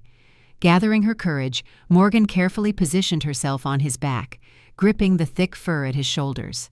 No sooner had she secured her position than Griffin launched into motion, powerful muscles propelling them through the forest at breathtaking speed. Morgan clung tightly, her face pressed against his fur as wind rushed past. Through her enhanced senses, she perceived the joy Griffin experienced in this form, the liberation of movement without human constraint, the unity of purpose between body and instinct. They traveled for nearly an hour, the terrain growing increasingly steep and rocky. Eventually, Griffin slowed, approaching a sheltered outcropping beneath an overhanging cliff. He lowered himself to allow Morgan to dismount on trembling legs, then moved behind a large boulder. Moments later, he emerged in human form, quickly donning the clothing he'd carried in a waterproof pack. "Hunter's Ridge lies just beyond that peak," he informed her, pointing toward a rocky prominence silhouetted against the night sky. "We'll proceed carefully from here. Dawn Society hunters often set traps along approach routes." Morgan nodded, still adjusting to the disorienting shift between wolf and human interaction. "I can sense presences ahead," she revealed, focusing her awakened abilities. "Several humans clustered near the ridgetop, and 2 different energies, presumably Ryan and Elena." Griffin's eyebrows rose slightly. Your range exceeds most trained Lunas. Can you determine numbers or positions? Morgan concentrated, extending her awareness toward the ridge. 9 humans, armed with silver weapons. They have a distinctive energy signature. She frowned. And something else, a device or container with an unusual aura, cold blue, highly contained. Likely a blood trap, Griffin explained grimly. Technology developed by the Dawn Society using Luna blood to temporarily disable Lycan abilities. His expression darkened. Further evidence they have a source of Luna blood somewhere. The implication hung between them, the possibility that other Luna descendants existed, perhaps unwillingly supplying Alexander with their blood. "What about Victor's party?" Morgan asked. "Can you sense them?" Griffin closed his eyes briefly, accessing his own alpha awareness. "They're approaching from the south ridge. 12 fighters, moving in attack formation." He cursed under his breath. "They'll reach the ridge before us at their current pace." "Can you order them to stand down?" Morgan suggested. "Some kind of alpha command?" "Not at this distance, and Victor would likely resist anyway." Griffin's jaw tightened with frustration. He's forcing confrontation, hoping to present the council with a victory rather than a diplomatic resolution. Morgan considered their options, absently touching the pendant at her throat. It pulsed with gentle warmth, as if responding to her heightened emotional state. "What if we could warn Alexander?" she proposed suddenly. "If he knows Victor's forces are coming, he might be more willing to talk with us first." Griffin studied her thoughtfully. "Possible, but risky. Approaching the ridge before our appointed time could be perceived as aggression." "Not if I go alone," Morgan countered. "I'm the unknown element here. Alexander requested my presence specifically, but neither he nor Victor fully understand what I represent." "Absolutely not," Griffin responded immediately. "Sending you unprotected to face Alexander Reed is tantamount to suicide." "Not entirely unprotected," Morgan argued, indicating her pendant. "Helena said this has protective properties, and my abilities, while untrained, are functioning at heightened levels thanks to the essence." She met his concerned gaze directly. "If we do nothing, Victor's attack will sabotage any chance of peaceful resolution." Griffin paced the small space, clearly torn between tactical necessity and protective instinct. "Alexander Reed has killed dozens of our kind personally," he stated bluntly. "He would not hesitate to add you to that count if he perceived advantage in doing so. Yet he specifically requested I come bearing my grandmother's pendant," Morgan countered. "That suggests he wants something from me beyond simple elimination." After several tense moments, Griffin stopped pacing. "A compromise, then. I'll approach in wolf form, remaining hidden but close enough to intervene if necessary. You make initial contact, explain the situation regarding Victor's party, and gauge Alexander's willingness for dialogue." It wasn't a perfect plan, but time constraints left few alternatives. Morgan nodded her agreement, and they quickly established communication signals, a system whereby she could summon Griffin's intervention if needed through a specific gesture. As Griffin prepared to shift forms again, Morgan impulsively placed her hand on his arm. The contact sent a ripple of energy between them, their auras briefly intermingling in her perception. "Be careful," she said simply. "Victor wouldn't hesitate to eliminate you in the chaos of conflict." Griffin's expression softened momentarily, his customary guardedness giving way to something more vulnerable. "Your concern is noted," he replied quietly. "But tonight, focus on your own survival. Shadowcrest needs what you represent more than it needs another alpha." Before Morgan could respond to this surprising admission, Griffin stepped away, his transformation into wolf form beginning with fluid grace. Within moments, the massive black wolf stood before her, intelligent gray eyes meeting hers in silent communication. Together they approached the final ascent to Hunter's Ridge, each step bringing Morgan closer to confrontation with a past she never knew existed and a future she could scarcely imagine. The moonlight painted the snow-covered ridge in silver and shadow as Morgan made her final approach to the meeting site. Her newly awakened senses detected the human presences ahead, 9 distinct energy signatures arranged in a defensive formation around the ridgetop clearing. At the center waited a solitary figure whose aura carried a strangely familiar pattern, reminiscent of her own, yet distorted, as if viewed through fractured glass. Alexander Reed. Behind her, moving like a phantom through the underbrush, Griffin maintained a watchful presence.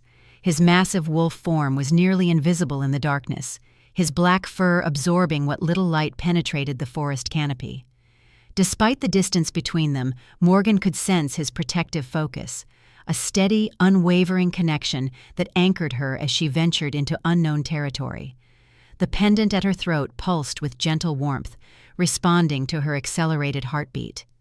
Morgan touched it briefly, drawing comfort from the tangible link to her grandmother. Whatever secrets Eleanor had kept, whatever reasons she'd had for hiding Morgan's heritage, the pendant represented protection born of love. 20 yards from the clearing, Morgan encountered the first Dawn Society sentry, a man in tactical gear with night vision equipment, positioned behind a fallen tree. His attention was directed toward the southern approach, where Victor's party would eventually emerge.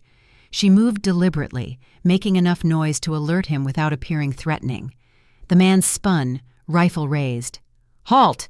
Identify yourself!" Morgan raised her hand slowly. "My name is Morgan Reed. Alexander is expecting me."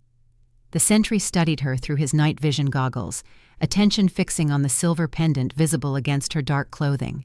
After a moment's hesitation, he activated a communication device. "Sir, the woman with the pendant has arrived, alone it appears." He listened briefly, then nodded. "This way. Any weapons will be confiscated." "I'm unarmed," Morgan assured him, following as he led her toward the clearing. 2 more sentries materialized from the shadows, checking her for weapons before allowing her to proceed.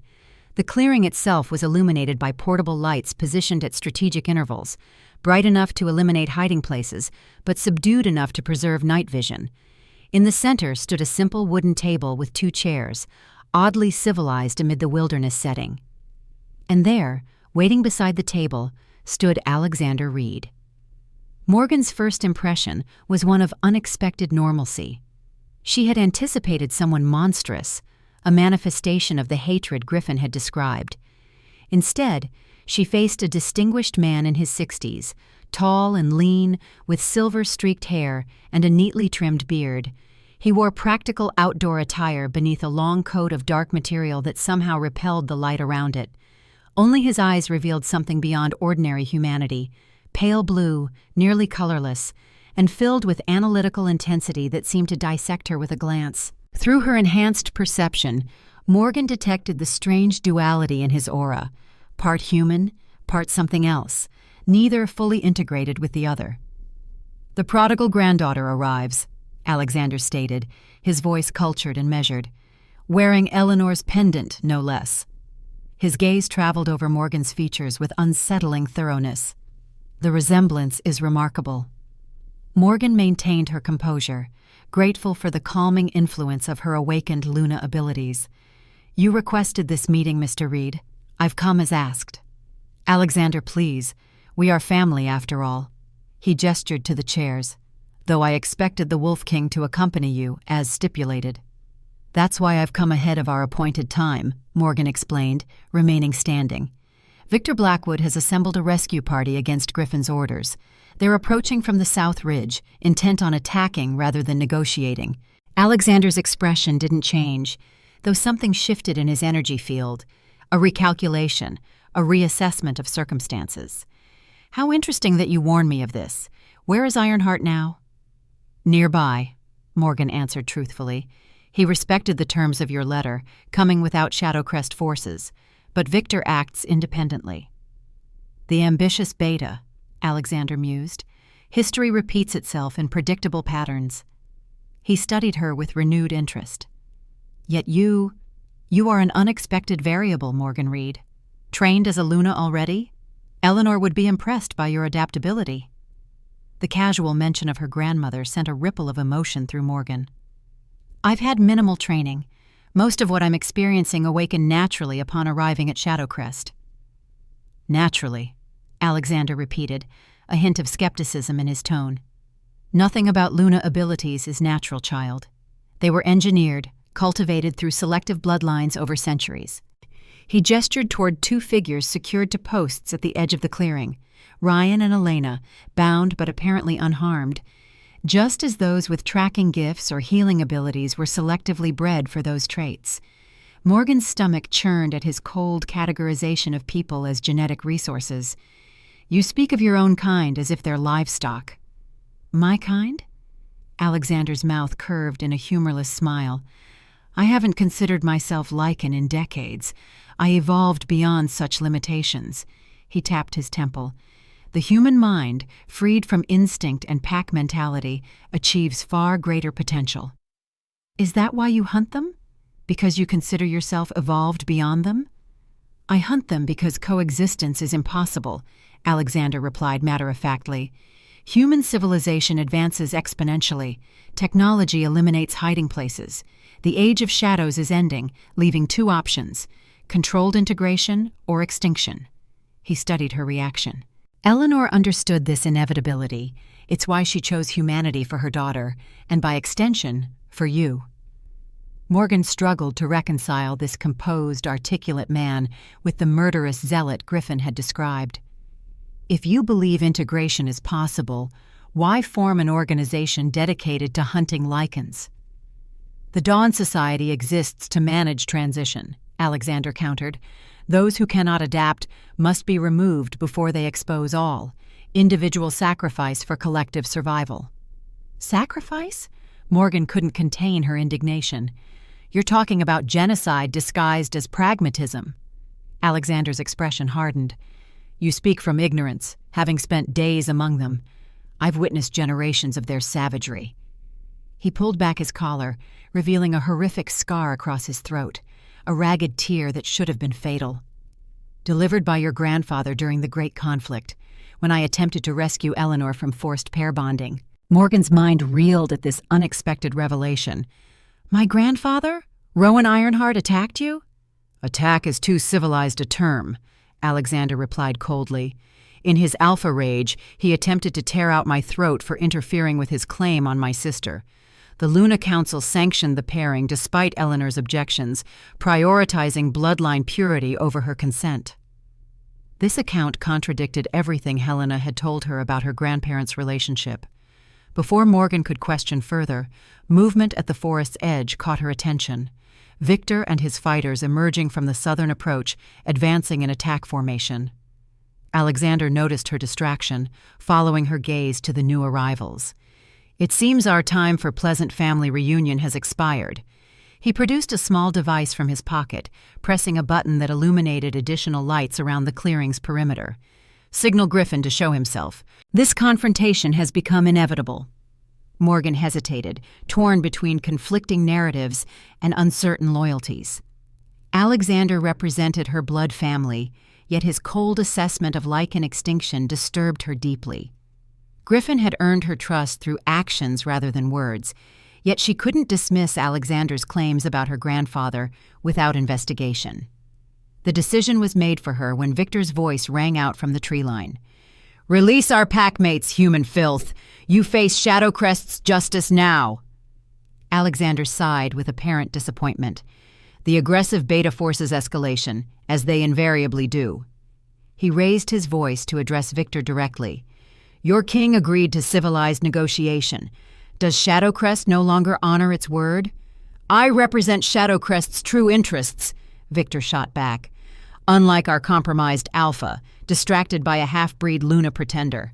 Alexander's eyebrows rose fractionally at this revelation about Morgan's status among the pack. "Fascinating dynamics," he murmured. "Even more reason you should have remained in the human world, where your talents would be properly appreciated."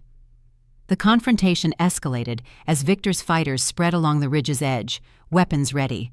Dawn Society hunters emerged from concealed positions in response, creating a tense standoff with hostages caught in the middle. Morgan searched the darkness for Griffin, finally locating his massive wolf form observing from the northwestern approach. Through their connection, she sensed his strategic assessment.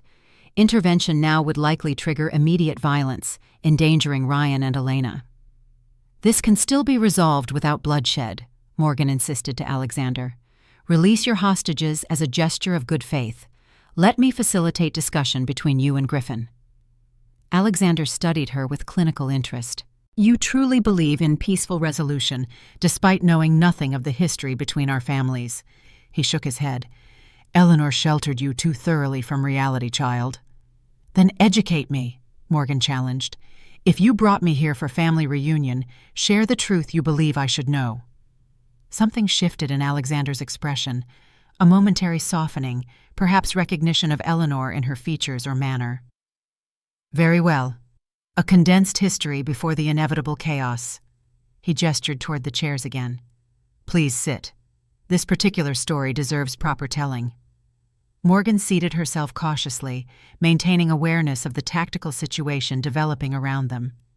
Victor's fighters had ceased advancing but remained poised for assault. The Dawn Society hunters maintained defensive positions, weapons trained on the lichens. Griffin had vanished from her sight, though she could still sense his presence circling the perimeter. Alexander seated himself across from her, his pale eyes reflecting the moonlight. The great conflict began not as a war between humans and lichens, but as civil war among the packs, traditionalists against progressives, those who believed in continued isolation versus those who advocated controlled integration with human society. He folded his hands on the table, his posture almost professorial. "Eleanor and I belong to the progressive faction. We believed evolution demanded adaptation, selective revelation of our existence to human authorities, gradual integration through controlled breeding programs to dilute the more volatile lichen traits while preserving beneficial adaptations." "That doesn't sound progressive," Morgan interjected. "It sounds like eugenics." Alexander smiled thinly. "Pragmatism is rarely comfortable, Morgan, but continue interrupting, and we'll lose our window for understanding before violence commences." She fell silent, allowing him to continue while remaining alert to the escalating tension around them. "Eleanor's abilities as Luna made her invaluable to our cause," Alexander continued. "She could calm even the most aggressive alphas, make them receptive to reason rather than instinct. The traditionalists recognized this threat to their power structure and moved to neutralize it in the most effective way, by pairing her with Rowan Ironheart, brother to their faction's leader." Alexander's expression darkened with old anger. Luna-alpha pairings create profound bonds that override previous loyalties. By forcing Eleanor to bond with Rowan, they would effectively remove her from our faction while strengthening theirs with her abilities. "You're saying my grandparents' relationship was arranged? Political rather than loving?" Morgan struggled to reconcile this with Helena's romantic account. "Initially, yes. The Luna Council approved the pairing despite Eleanor's protests." Alexander's fingers drummed once on the tabletop. "I attempted to help her escape before the bonding ceremony. That's when Rowan attacked me. Not as defender, but as possessive alpha claiming ownership." He touched the scar at his throat. "I should have died that night. Instead, I was found by human hunters who had tracked lichen activity in the region. They saved my life, and in return, I provided knowledge that would help protect humanity from the more dangerous aspects of lichen nature." Morgan processed this alternative history, noting the contradictions with Griffin's account. "If this is true, why did my grandmother never speak of it? Why hide her entire history from me?" "Shame, perhaps, or more likely fear." Alexander leaned forward. "After I recovered, I returned with human allies to rescue Eleanor. We found her already pregnant, the bonding complete. But something unexpected had occurred. Rowan had apparently developed genuine feelings for her, helping her escape rather than keeping her captive." His voice took on a note of old bewilderment. "My sister refused rescue. Said she had seen a different path forward, one that involved neither forced integration nor eternal hiding.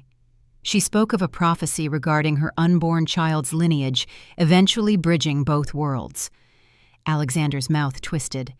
"Mystical nonsense that cost us decades of progress." A sudden commotion interrupted his narrative. Victor had grown impatient with the prolonged conversation, advancing his fighters closer to the clearing's edge. Dawn Society hunters responded by taking aim, the standoff teetering on the brink of violence. "Time expires," Alexander observed dispassionately. "A shame. There was much more to explain."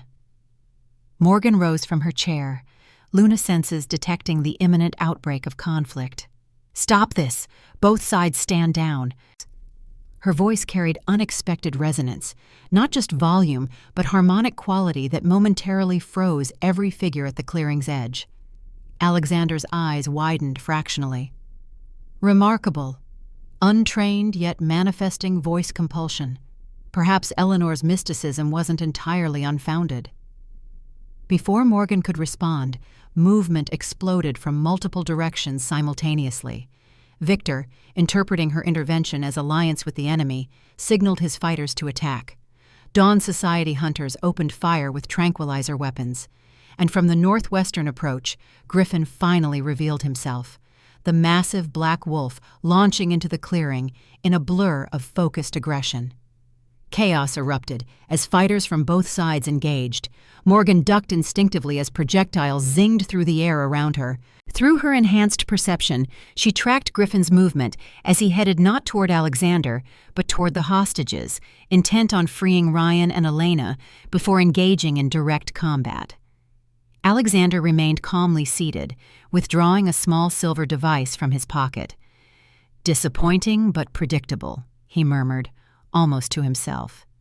"The experiment continues." He pressed a button on the device. Instantly, a shockwave of energy pulsed outward from containers positioned around the clearing's perimeter, the cold blue energy Morgan had sensed earlier. Every lichen within range dropped to the ground, bodies convulsing as if electrocuted. Griffin, mid-leap toward the hostages, crashed to the earth with a pained howl that pierced Morgan's heart. "Blood trap activated," Alexander announced to his hunters. "Capture phase commences. Priority targets are the Alpha and the Luna descendant."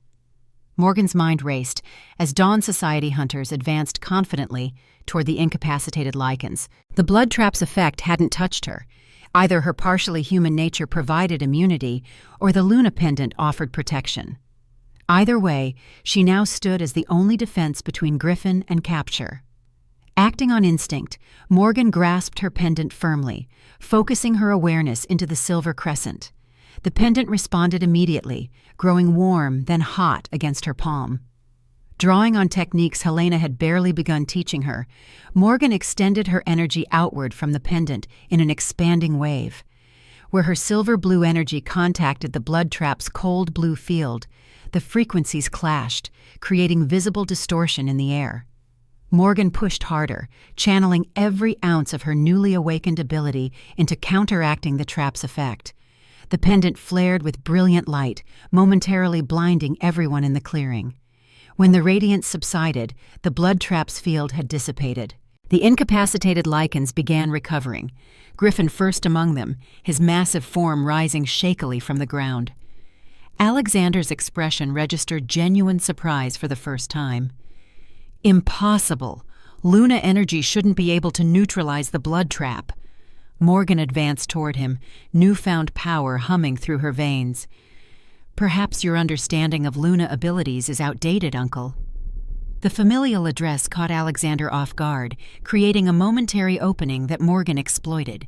She lunged forward, placing both palms against his temples before he could retreat. The contact established immediate connection, not the harmonious link she'd experienced with Griffin, but a jarring collision of conflicting energies. Alexander's memories flooded her consciousness, fragmented, chaotic images of the past from his perspective. She saw Eleanor through his eyes, beautiful and determined as she argued for peaceful coexistence, felt his protective love for his sister, his horror at her forced pairing with Rowan, experienced his near death and rescue by humans who showed him kindness while encouraging his growing bitterness toward lichens. Most disturbingly, she witnessed the moment Alexander discovered Eleanor had willingly fled with Rowan, his sense of ultimate betrayal when his beloved sister chose her captor over her own brother. That betrayal had calcified over decades into righteous mission, transforming familial protection into crusade. "You've spent 30 years punishing an entire species for what you perceived as your sister's betrayal," Morgan whispered, still connected to his consciousness. "But you never understood her choice because you refused to see beyond your own pain." Alexander struggled against the connection, his eyes wide with shock at the invasion of his carefully guarded memories. "Get out of my mind, child. You understand nothing." "I understand everything now," Morgan countered, maintaining the link despite his resistance. "I see what Eleanor saw, that neither path forward was perfect. Not your forced integration, not the traditionalists' eternal hiding. She chose a third way, patience across generations, allowing natural evolution to create bridges between worlds." With her free hand, Morgan gestured toward Griffin, who had positioned himself protectively nearby. "Look at him, Alexander. Not as enemy, not as alpha, but as evidence of evolution already occurring. Griffin seeks peace while honoring tradition. He represents the balanced path Eleanor foresaw." Alexander's resistance faltered as Morgan channeled Luna energy through their connection, not to control but to heal, addressing the decades-old wound that had shaped his life's mission. She showed him Eleanor's life through her own childhood memories, a woman of wisdom and compassion who had never stopped loving her brother, keeping his photograph hidden in her most precious possessions. "She named me Morgan after your mother," she revealed softly, maintaining connection to the family she lost, even while building a new life. Something cracked in Alexander's carefully constructed defenses, a hairline fracture in the foundation of his certainty. In that moment of vulnerability, Morgan attempted what Helena had described as the most difficult Luna technique, not merely calming rage, but healing trauma. She drew upon every fragment of her awakened heritage, channeling energy through the pendant and into Alexander's fractured psyche. Where bitterness had calcified, she offered understanding. Where betrayal festered, she provided context, not erasing his pain, but helping him process it without the distortion of decades-old anger. The effort nearly overwhelmed her untrained abilities. Morgan felt herself weakening, the edges of her consciousness growing fuzzy as she channeled more energy than her system could safely handle. Just as her strength began to fail, she felt Griffin's presence supporting her, his massive wolf form pressing against her legs, his own energy somehow reinforcing hers through their connection. Around them, the battle had paused, both sides watching in confusion and awe as the tableau unfolded. Alexander Reed immobilized not by physical restraint, but by the glowing connection between his mind and Morgan's.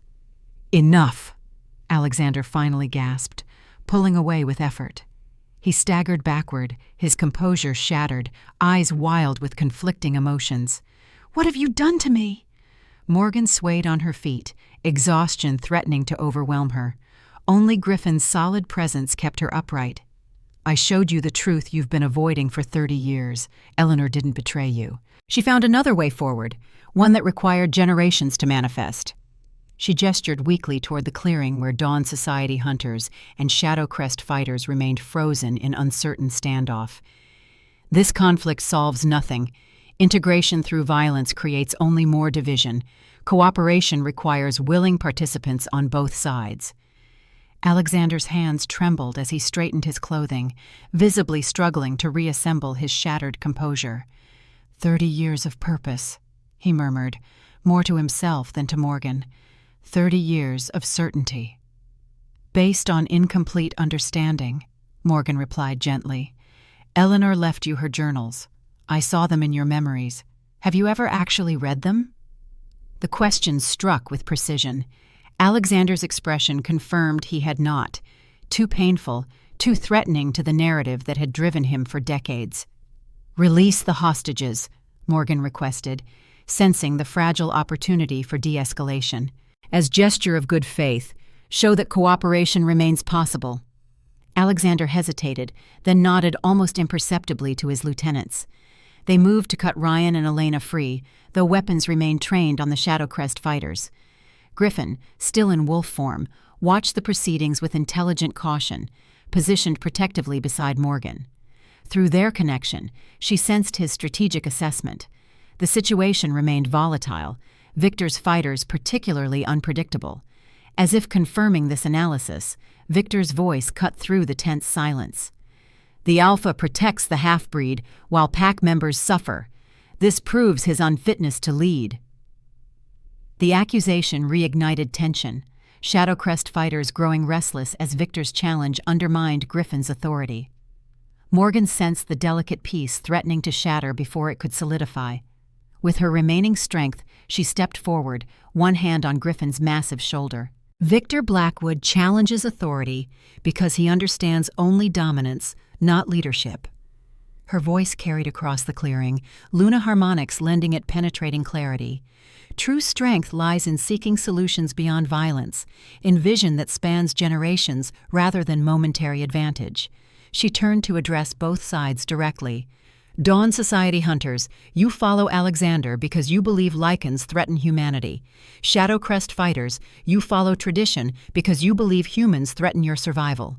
Both perspectives contain partial truth, yet neither offers sustainable future. Morgan felt Griffin shift beside her, his transformation back to human form, beginning with fluid grace. Within moments, he stood at her side in human aspect, quickly donning the clothing a pack member hurried forward to provide. Morgan speaks truth that both sides have avoided, Griffin stated, his deep voice carrying authority without aggression. Generations of conflict have solved nothing. Perhaps it's time to consider alternatives.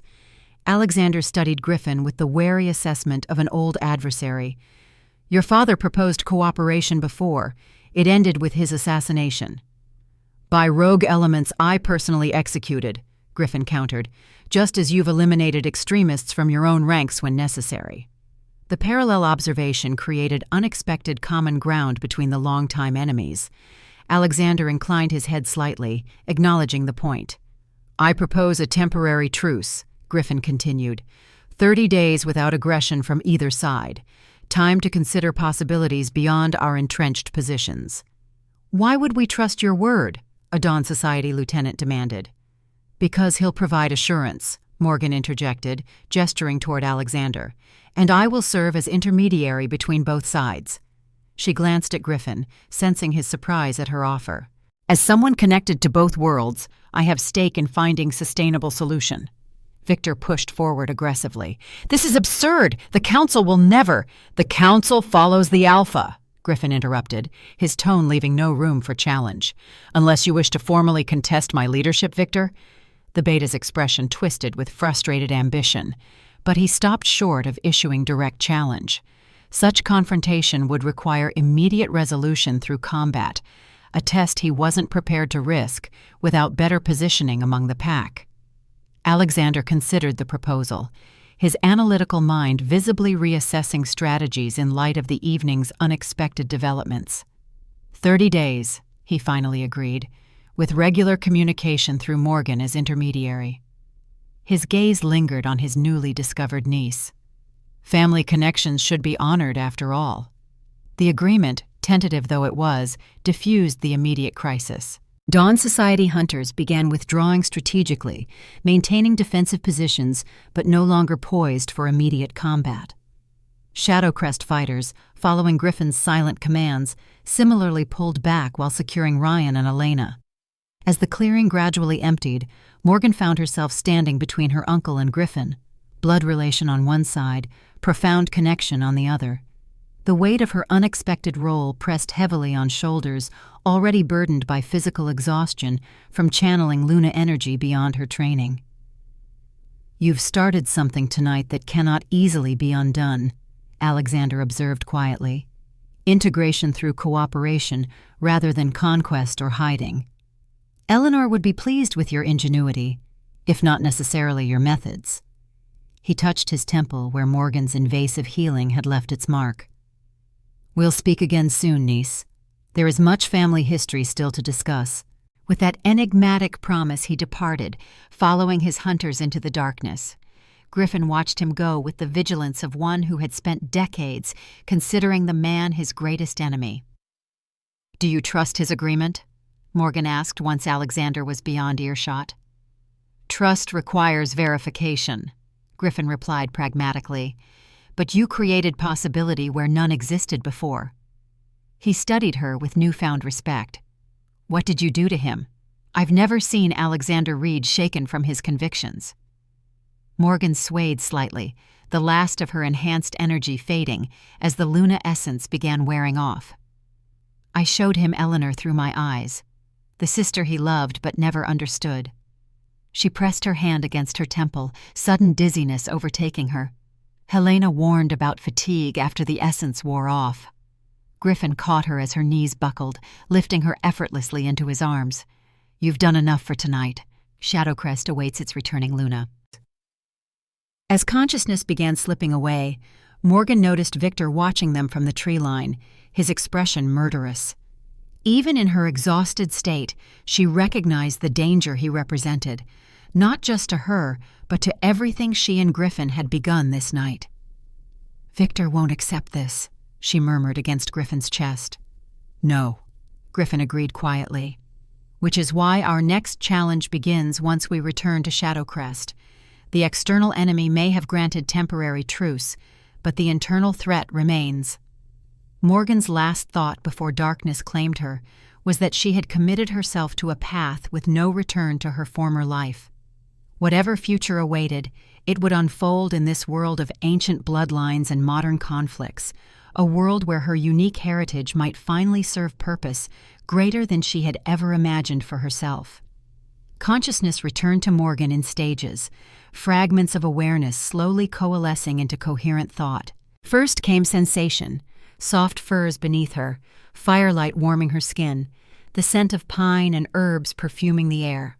Then memory reassembled itself, the confrontation at Hunter's Ridge, Alexander's revelations about her grandmother, the unexpected truce, and her own collapse from magical exhaustion. She opened her eyes to find herself in unfamiliar surroundings, a spacious chamber with stone walls covered in tapestries depicting ancient forest scenes. A fire crackled in a large hearth, casting dancing shadows across the room. Through tall, narrow windows, she could see stars fading as dawn approached, indicating she had been unconscious for several hours. "The prodigal Luna awakens," came Helena's voice from a chair beside the bed. The elderly woman looked tired but relieved, a leather-bound book open on her lap. "You've been asleep since Griffin brought you back from Hunter's Ridge." Morgan pushed herself to a sitting position, wincing at the unexpected soreness in her muscles. "How long was I unconscious?" "Nearly 6 hours," Helena replied, setting her book aside. "Not surprising, given what you attempted. Healing ancestral trauma through direct mental connection. Even fully trained Lunas rarely attempted such techniques." Morgan accepted the cup of herbal tea Helena offered, its steam carrying notes of mint and something deeper, more earthy. "It wasn't planned. It just happened when I connected to Alexander's mind." Helena nodded sagely. "The intuitive application of Luna abilities often surpasses formal training. Your blood remembers what your mind never learned." She studied Morgan with renewed respect. "Griffin told me what you accomplished, how you neutralized the blood trap and established temporary truce. Remarkable for someone 3 days removed from believing werewolves were merely folklore." The memory of Griffin prompted Morgan to glance around the chamber. "Where is he? And whose room is this?" "The Alpha Quarters," Helena answered, a hint of amusement in her tone. "Griffin insisted you receive the protection of his personal territory. As for his whereabouts, he's been in council sessions since returning, explaining the night's events and defending the truce agreement against considerable opposition." Morgan's brow furrowed with concern. "Victor?" "And his supporters," Helena confirmed. "They view negotiation with the Dawn Society as weakness, the truce as capitulation. Victor has formally challenged Griffin's fitness to lead." Morgan pushed the furs aside, swinging her legs over the edge of the bed. "I should be there. This situation exists because of me." Helena placed a restraining hand on her arm. "The challenge follows Shadowcrest's oldest traditions. Only pack members may witness." She squeezed Morgan's arm gently. "Besides, you require recovery. Channeling Luna energy beyond your training has consequences." As if confirming Helena's warning, dizziness swept through Morgan when she attempted to stand. The pendant at her throat felt unusually heavy, almost burning against her skin. "The pendant is regenerating its protective energies," Helena explained, noticing Morgan's discomfort. "It consumed considerable power counteracting the blood trap. Like you, it requires recovery." Morgan settled back against the pillows reluctantly. What exactly is this challenge Victor has issued? What does it mean for Griffin? Helena's expression grew solemn. Among Lycans, leadership is not merely inherited. It must be defended against worthy challengers. Victor has invoked the right of contested succession, claiming Griffin's diplomatic approach endangers Shadowcrest's survival. And this right involves what exactly? Combat, Helena answered simply. Not necessarily to the death, though fatalities have occurred historically. The challenger must defeat the Alpha in single combat, proving superior strength and tactical prowess. Alarm coursed through Morgan. But Griffin was injured during the confrontation with Alexander. The blood trap affected him more severely than the others. A fact Victor undoubtedly considered when timing his challenge, Helena confirmed grimly. Politics among Lycans often involves calculating physical advantage. Morgan's mind raced, considering implications and possibilities. When will this combat take place? Moonrise tonight. Ancient law requires 1 day for both participants to prepare. Helena studied Morgan thoughtfully. Your concern for Griffin runs deeper than political alliance. It wasn't a question, but Morgan felt compelled to respond anyway. We share a connection I don't fully understand. When we touch, I can sense his thoughts, his emotions. She hesitated, struggling to articulate the profound bond that had developed so rapidly. It's as if part of me recognizes something essential in him, beyond rational explanation. The Luna-Alpha bond, Helena murmured. Once formed, it transcends ordinary connection, neither purely emotional nor merely biological, but a merging of energies at fundamental level. Morgan touched the pendant absently. My grandmother formed such a bond with Rowan Ironheart? Yes, though theirs began as arranged pairing before developing into genuine attachment. Helena's eyes grew distant with memory. Their bond became legendary among our kind, powerful enough that Eleanor could calm Rowan's alpha rage completely, something no previous Luna had accomplished. Alexander claimed their pairing was forced, that Eleanor was essentially sacrificed to control Rowan's bloodline. Helena sighed heavily. Alexander's perspective contains partial truth, viewed through lens of brotherly protection.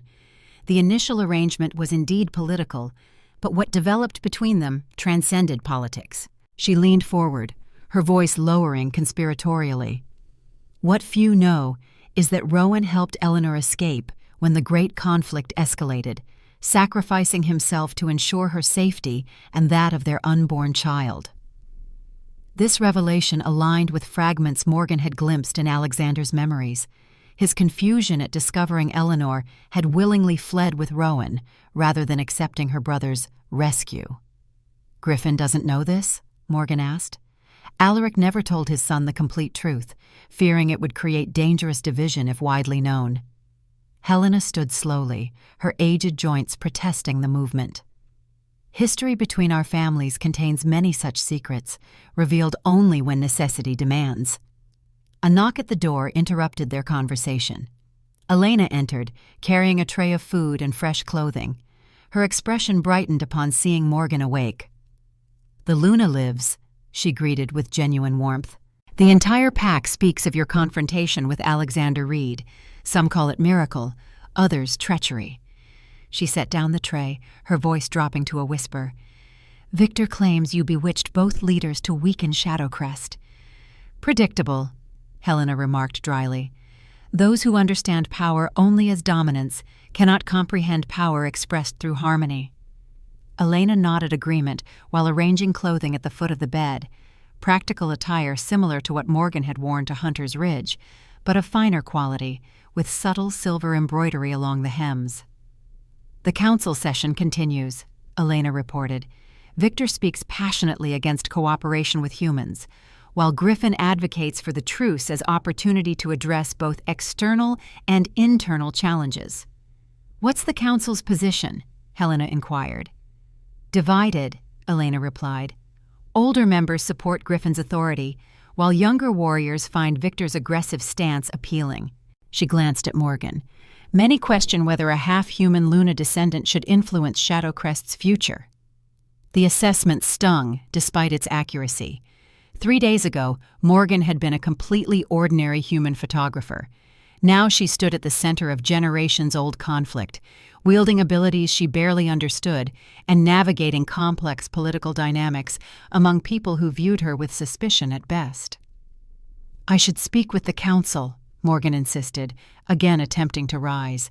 This time, the dizziness was manageable, though weakness persisted in her limbs.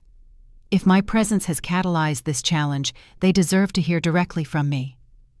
Helena appeared ready to object, but reconsidered after studying Morgan's determined expression. "Perhaps witnessing your commitment might influence uncertain council members." She gestured toward the clothing Elena had brought. "But first, you should dress appropriately for formal audience." While Morgan changed behind a privacy screen, Helena and Elena discussed the council's composition in hushed tones, identifying potential allies and opponents. Morgan listened attentively, absorbing the political landscape she had unwittingly entered. The garments provided featured subtle but significant symbolism, the silver embroidery mimicking phases of the moon, the deep blue fabric representing traditional Luna colors. As Morgan fastened the final button, she caught her reflection in a polished metal mirror and barely recognized herself. The woman staring back appeared confident, regal even, bearing little resemblance to the practical photographer who had ventured into these mountains days earlier. "The pendant completes the image," Helena observed, approaching with a small brush. "But your appearance requires final touch." She proceeded to arrange Morgan's hair in a simple yet elegant style, securing it with silver pins bearing tiny crescent moon symbols. "When you address the council, remember that appearance conveys message before words are spoken. You represent not just yourself, but the Luna legacy many believed lost forever." Once prepared, they departed Griffin's quarters, navigating stone corridors toward the central hall where council deliberations continued.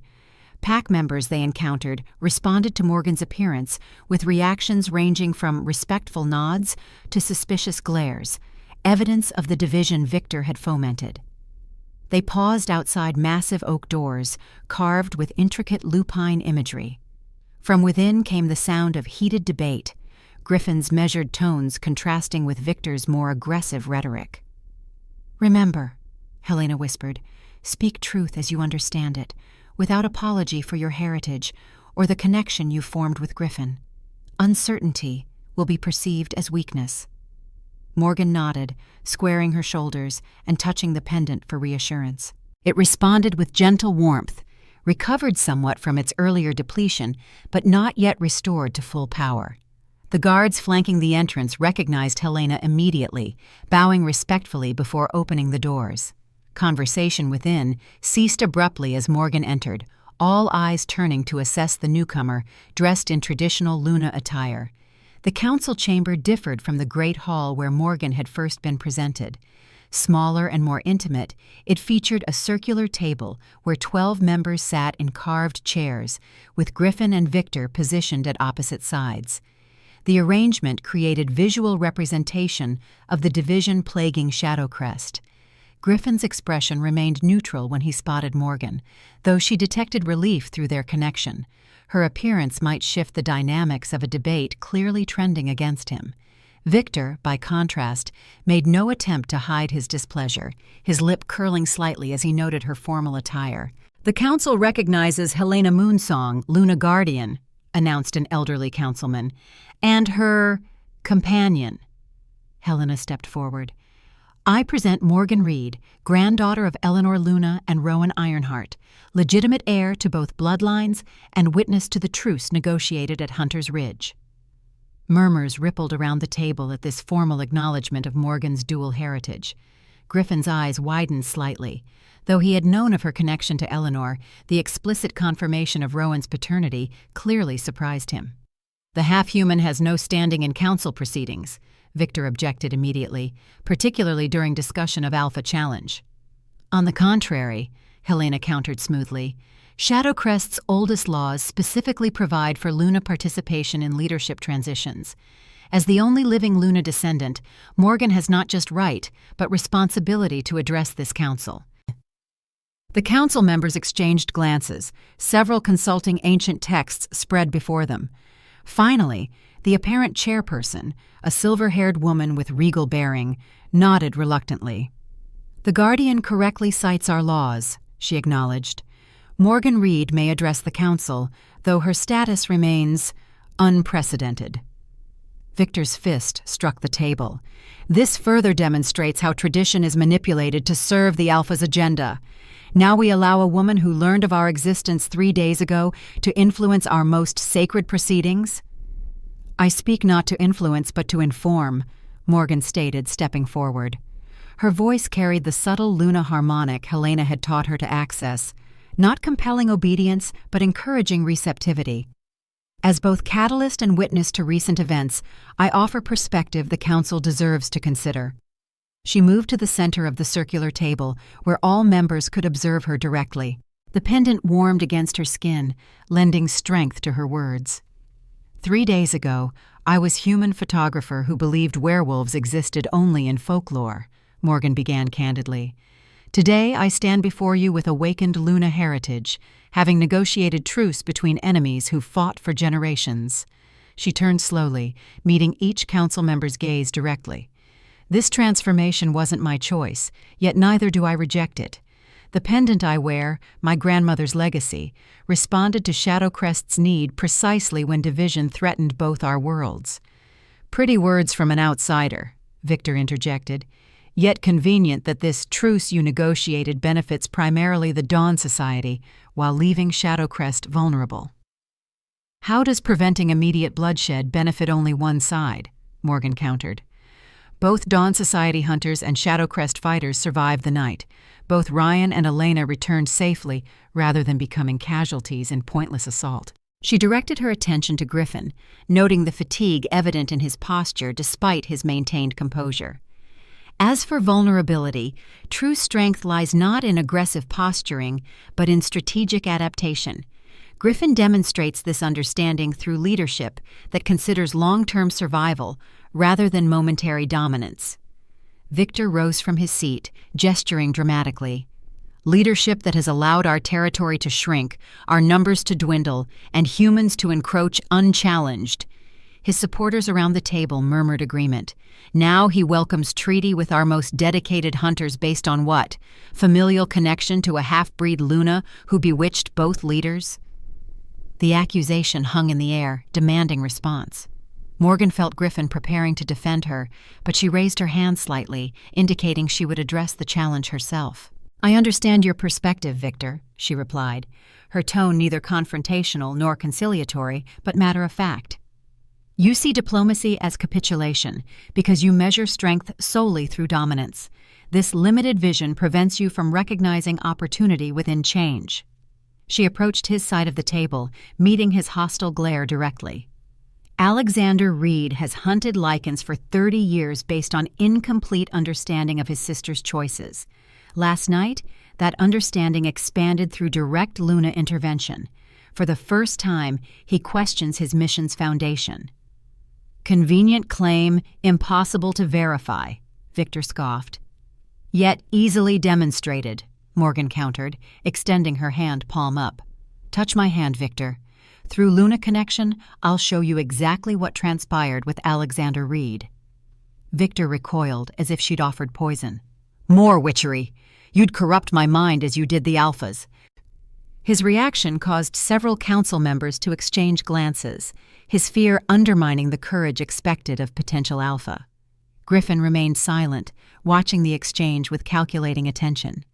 "Not corruption, but transparency," Morgan clarified, lowering her hand. "Luna abilities have always served truth and balance. I offer direct knowledge rather than second-hand account." The council chairwoman leaned forward with renewed interest. "Can you truly share direct mental experience with others? This ability was believed lost with the last trained Lunas." "My abilities awakened unexpectedly, yet function according to bloodline memory," Morgan explained. "Helena believes the combination of Luna Pendant, proximity to Shadowcrest, and direct contact with Griffin accelerated natural development." "Convenient timing," Victor muttered, though with less conviction. "Or necessary adaptation," Griffin interjected, finally breaking his silence. Morgan's unexpected arrival and awakened abilities created possibility where none existed. The truce provides breathing space to address both external threats and internal challenges. He rose from his seat, his powerful presence drawing all attention despite his evident fatigue. Including this challenge to leadership, which I accept according to ancient law. Tonight at moonrise, Victor Blackwood will face me in combat for right to lead Shadowcrest. The formal acceptance shifted the chamber's atmosphere. Whatever opinions council members held about the truce, the Alpha Challenge represented sacred tradition transcending political disagreement. Several members nodded with solemn approval at Griffin's adherence to protocol. Until that time, Griffin continued, I propose Morgan Reed address the full pack, sharing direct knowledge of her encounter with Alexander Reed. Let our people judge whether opportunity or treachery resulted from Hunter's Ridge. Victor bristled visibly. You would further embed this outsider into our most private deliberations? I would have truth known directly rather than filtered through faction leaders. Griffin countered smoothly. Unless you fear her account contradicts narratives you've cultivated. The strategic maneuver forced Victor into uncomfortable position. Refusing transparency would suggest fear of truth, while agreeing meant Morgan's influence would expand beyond council chambers. Before Victor could respond, the council chairwoman intervened. The Alpha's proposal has merit. If Morgan Reed truly possesses ability to share direct experience, this represents significant advantage in evaluating the truce's legitimacy. She turned to Morgan. Would such demonstration tax your recovering strength?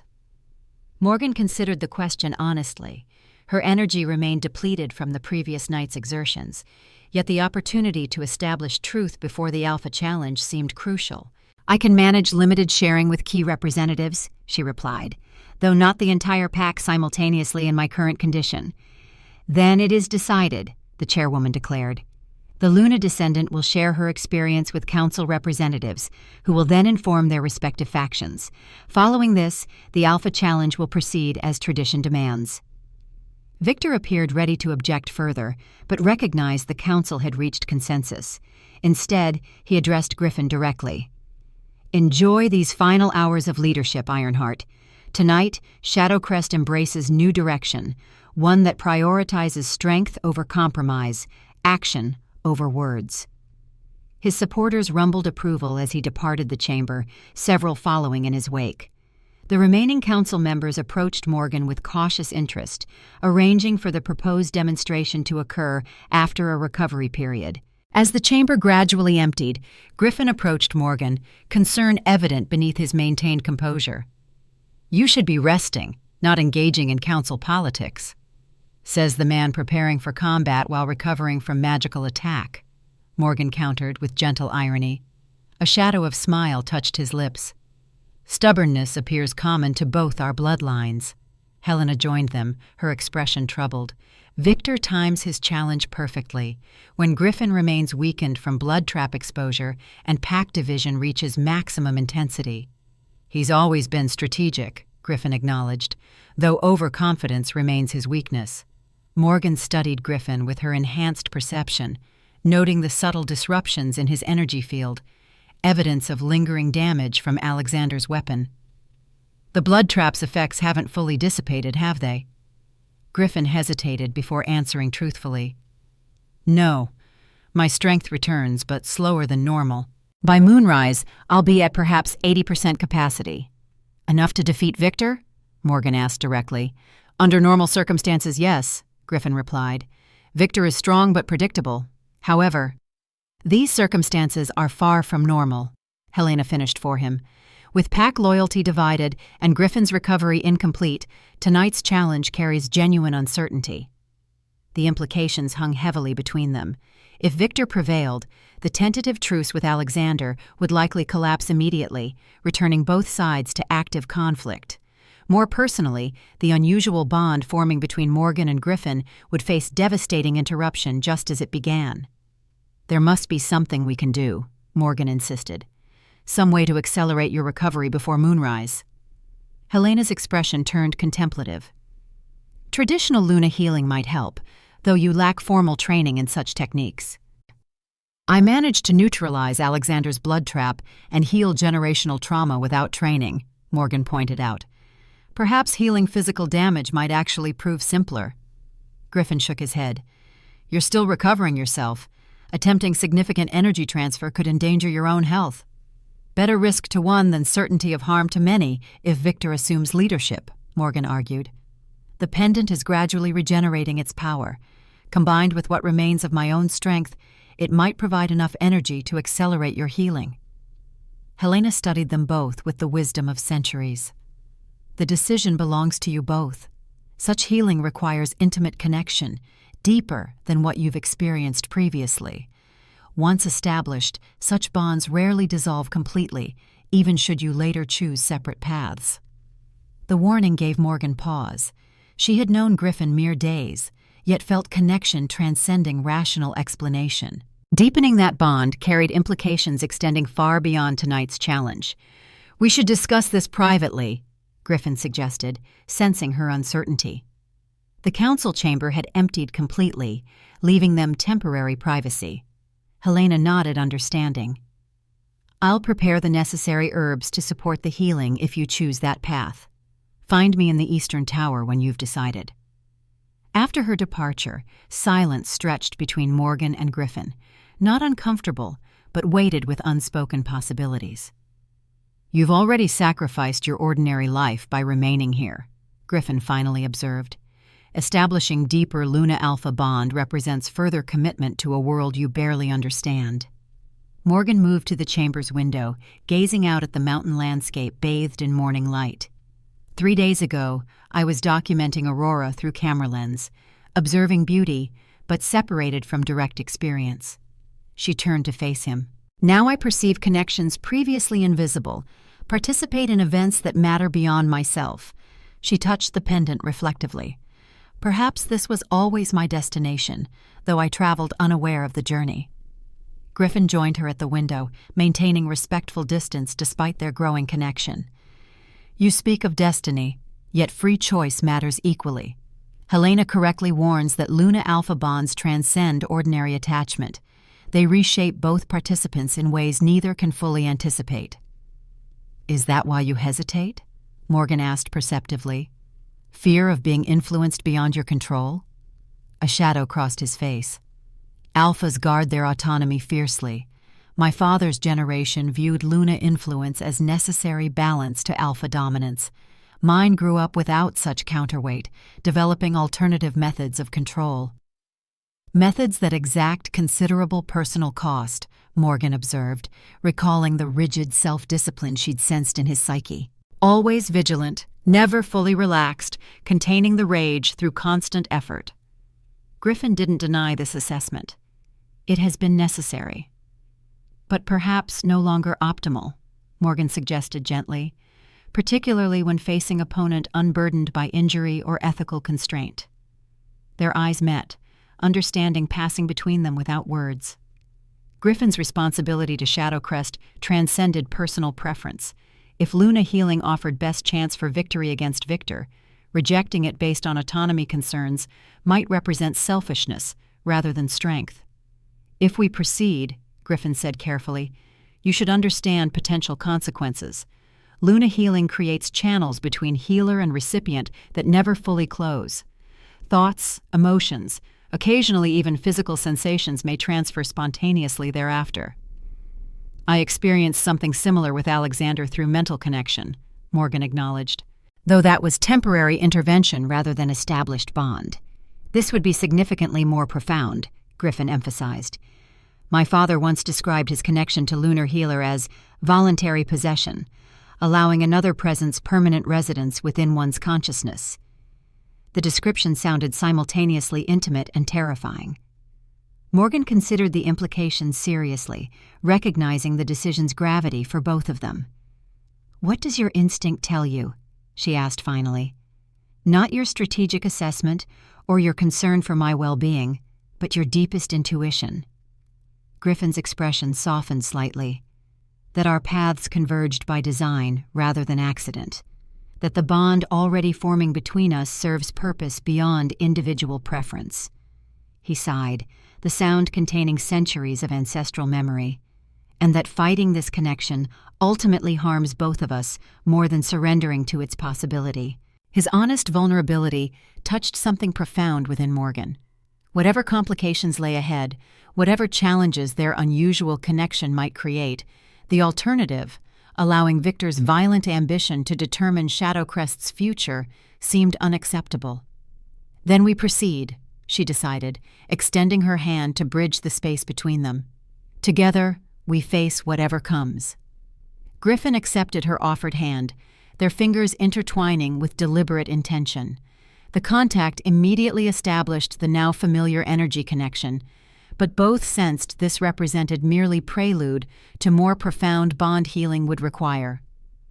"Helena awaits our decision," he reminded her, though neither moved immediately to depart. They remained connected, standing before the window overlooking Shadowcrest's domain, Alpha and Awakening Luna, joined by bloodlines, circumstance, and increasingly by choice. The path ahead contained considerable uncertainty. Victor's challenge loomed mere hours away.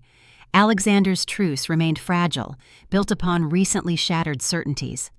Morgan's own abilities continued developing unpredictably, influenced by bloodline memory and present necessity. Yet within this uncertainty existed unexpected clarity, the recognition that facing these challenges together offered greater possibility than either could achieve alone. As they finally moved to seek Helena's assistance, both sensed they approached threshold beyond which nothing would remain quite the same, for themselves or for the divided worlds they might help reconcile.